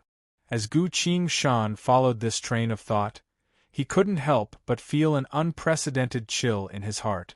On another side, Two enforcer cultivators brought Gu Qingshan into the underground prison, closed the door, and followed Manager Li's orders to make arrangements for everyone else. About half an hour later, the two of them went to report to Manager Li. "Sir, today's work has been arranged according to your orders," one of the enforcer cultivators reported. "Report to me," Manager Li ordered. The other cultivator took out a jade slip, held it in his hand, and reported it one by one. Manager Li couldn't help but nod as he listened. After a while, he suddenly cut him off. "The 9th Reserve Camp's cook didn't bring enough spirit stones today. Have him kill a few more monsters today." "Understood. This subordinate will do so shortly," the enforcer cultivator replied. The report continued. A while later, everything was finally reported. Steward Li was about to wave his hand to dismiss everyone when he suddenly recalled something. "Right, where's the brat from the 23rd Reserve Camp?" "We've followed your orders and threw him into the underground prison," one of the enforcer cultivators replied. Manager Li sat behind the table, lightly stroking an ornament made from spirit jade, and lazily asked, "Did he show any signs of regret?" "He did not, sir. He was just a hothead. He didn't say a single word along the way, and went straight into the underground prison as we ordered," the enforcer cultivator replied. Manager Li thought for a bit, then asked the other cultivator next to him, "Did you find out? What's that brat's background?" The cultivator replied, "Sir, Zhang Xiaoyun is a loose cultivator. His family has been in charge of spirit cooking for generations. During the last monster invasion, his entire family died, leaving him as the only survivor, so he came to join the army." Manager Li's frown loosened a bit. If that's the case, I'll send him to meet his family, that way he can be reunited with them." "Ahaha, you're right, sir. That's how it should be." While they were talking, the door to the barracks opened by itself as a fully armored cultivator flew in. Manager Li immediately stood up, his expression changing. "General Wang, why did you come here yourself?" Boom! The ground suddenly shook. Then, a roar filled with fear rang out from the depths of the earth. Everyone's expressions changed again. From the direction the sound came from, it was the slaughterhouse's underground prison. Because there were some extremely powerful monsters that could only be captured, but not killed, this underground prison was built. Ever since the slaughterhouse was established, it had always followed the orders of the higher-ups to lock up certain vicious monsters in this prison. Nothing had ever happened in this prison before. General Wang expressionlessly looked at everyone and asked, "Who's in the sealed prison?" Steward Li stammered, A cook who just arrived." "Name, cultivation, where did he come from?" General Wang continued. "Zhang Xiaoyun, Golden Core Realm, 23rd Reserve Camp." "A Golden Core Realm cultivator can go to that kind of place? Doesn't that place forbid anyone from going in? Why exactly did you let him in?" General Wang's tone became stern. Manager Li's forehead was covered in sweat, unable to say a single word. "Sir," he picked up an inventory bag, smiled, and was about to shove it into General Wang's hand. Poof, poof, poof, poof, poof. A series of holy light erupted from the cultivators' bodies. In just a few moments, all of them were turned to ash. "This is..." Manager Li was shocked. Regardless of what kind of person they are, to be sent to manage a place like this, they must have the most basic level of knowledge. Manager Li suddenly screamed, "General Wang! No divinity above!" Poof! Holy flames surged out of his body and burned him to ashes in an instant. All the cultivators in the barracks were burned to ashes. Not a single person was left alive. General Wang stood still without moving. There was a gray flame burning and throbbing between his eyebrows. Greed, no wonder they let people in." General Wang turned around and looked at a certain direction outside the door. "The underground prison has quite a few dead. Seems like I'll have to take a look myself."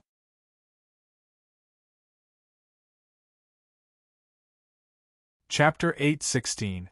At the entrance of the underground prison. General Wang had already retracted the flames on his forehead. The metal door of the underground prison was blown open by him. The layers of defensive formations were erased with a single formation plate.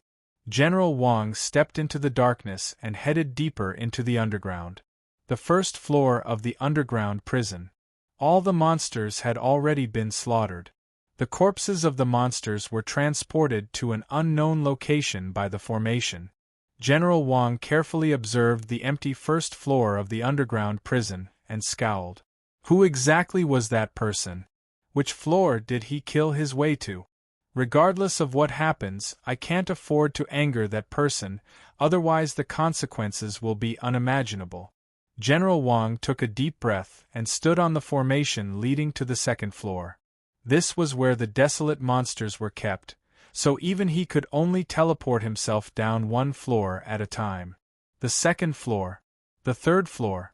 All the way to the 13th floor. General Wang looked down at the flowing blood below with a hint of fear in his eyes. The flow of blood was very calm, meaning that starting from the next floor, nothing had been destroyed. That's good. General Wang heaved a long sigh of relief. Wielder of the Door of Desolation Fragment, descendant of the Desolate Guardian, ruler of the southern ancient lands. General Wang's voice stopped.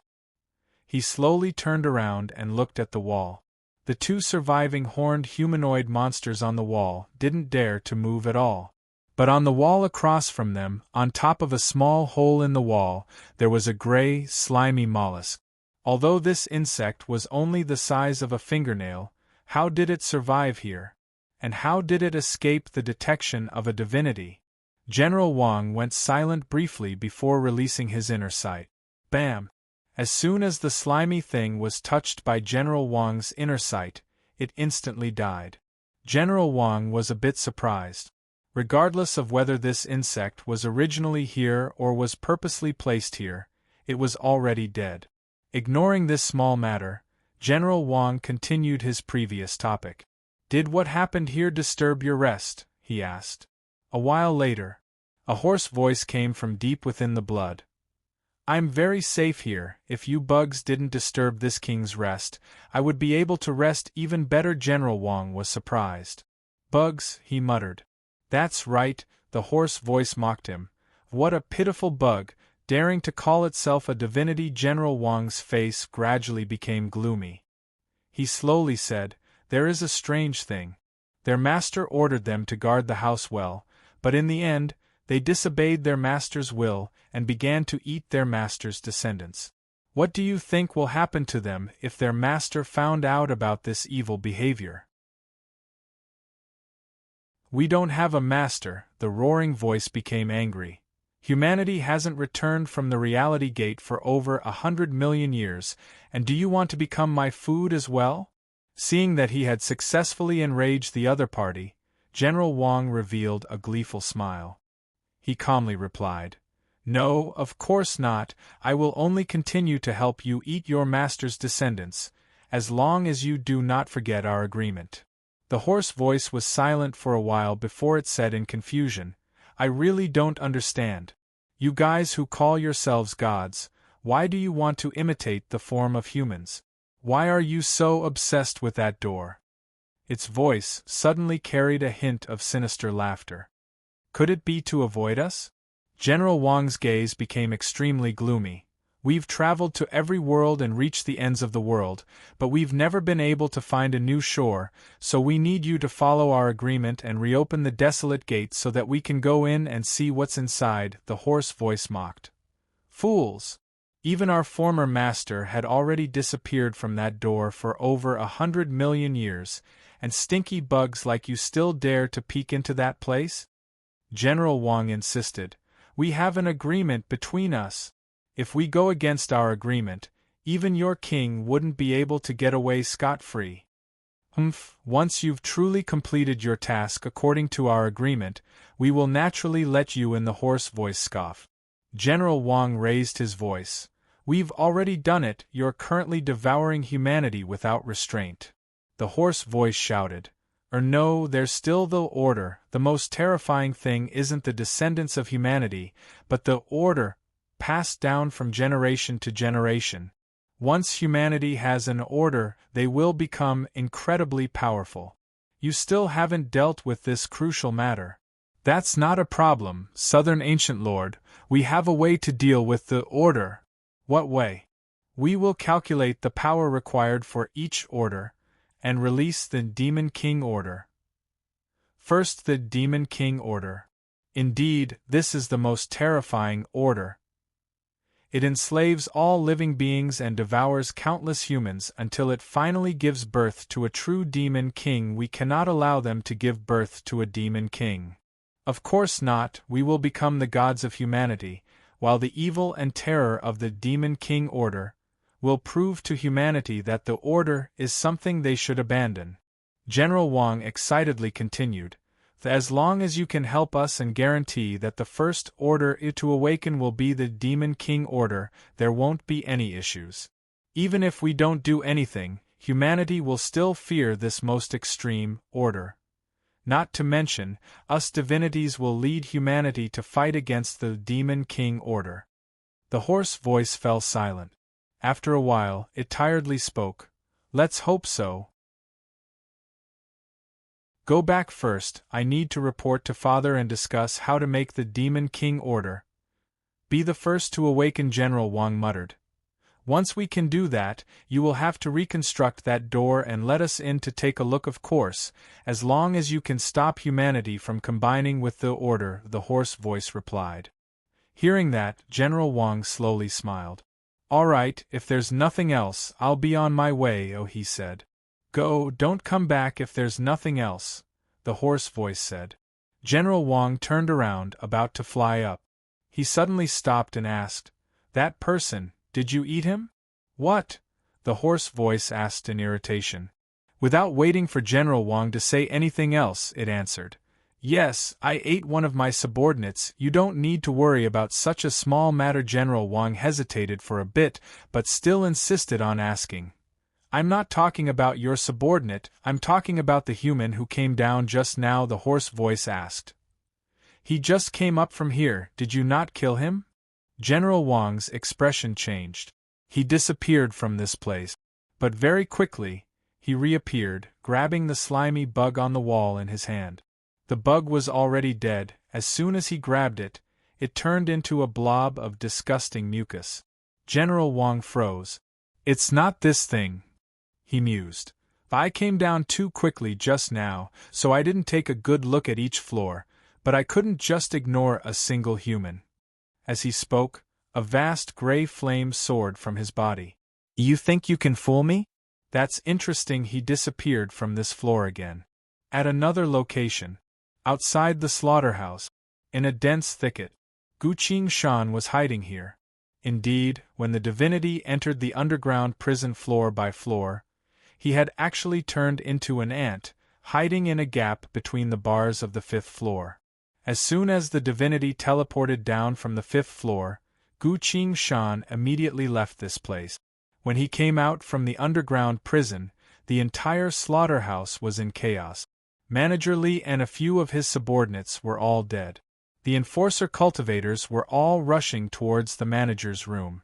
Guqing Shan silently made his way through the crowd, chose a secluded exit, and silently left. He didn't go too far. If I'm too far away, that slug won't work. He recalled the advice of the old man from the Spire Keeper Association. This is a good thing, much more powerful than normal eavesdropping bugs. Normal eavesdropping bugs are easy to discover, and the angered person who's being eavesdropped would usually stomp the bug to death, and this slug might look alive, but it's actually just a small bionic mechanism. Only when someone stomps it to death would its eavesdropping function be activated. This slug was given to him by the old man from the Spire Keeper Association when he went to a bull. And now it finally came in handy. He silently listened to the conversation within the slug. It wasn't until the two extremely powerful entities began to negotiate about his life and death that he took out a formation plate. The formation plate was activated. Guqing Shan disappeared. Several thousand miles away, in an endless barren mountain range, Guqing Shan's figure appeared on top of an open hill. This was where he faced his tribulation. Ever since the drifting sand world, he had consciously set up a teleportation formation to escape. And now, the formation had once again brought him far away from the danger of death. Gu Qingshan stood still and sighed. Searching for information about divinities and desolate monsters was an extremely dangerous thing to do. You're tuning in to the Phoenix Knights YouTube channel. Don't forget to subscribe and join us on this journey to catch the most captivating stories.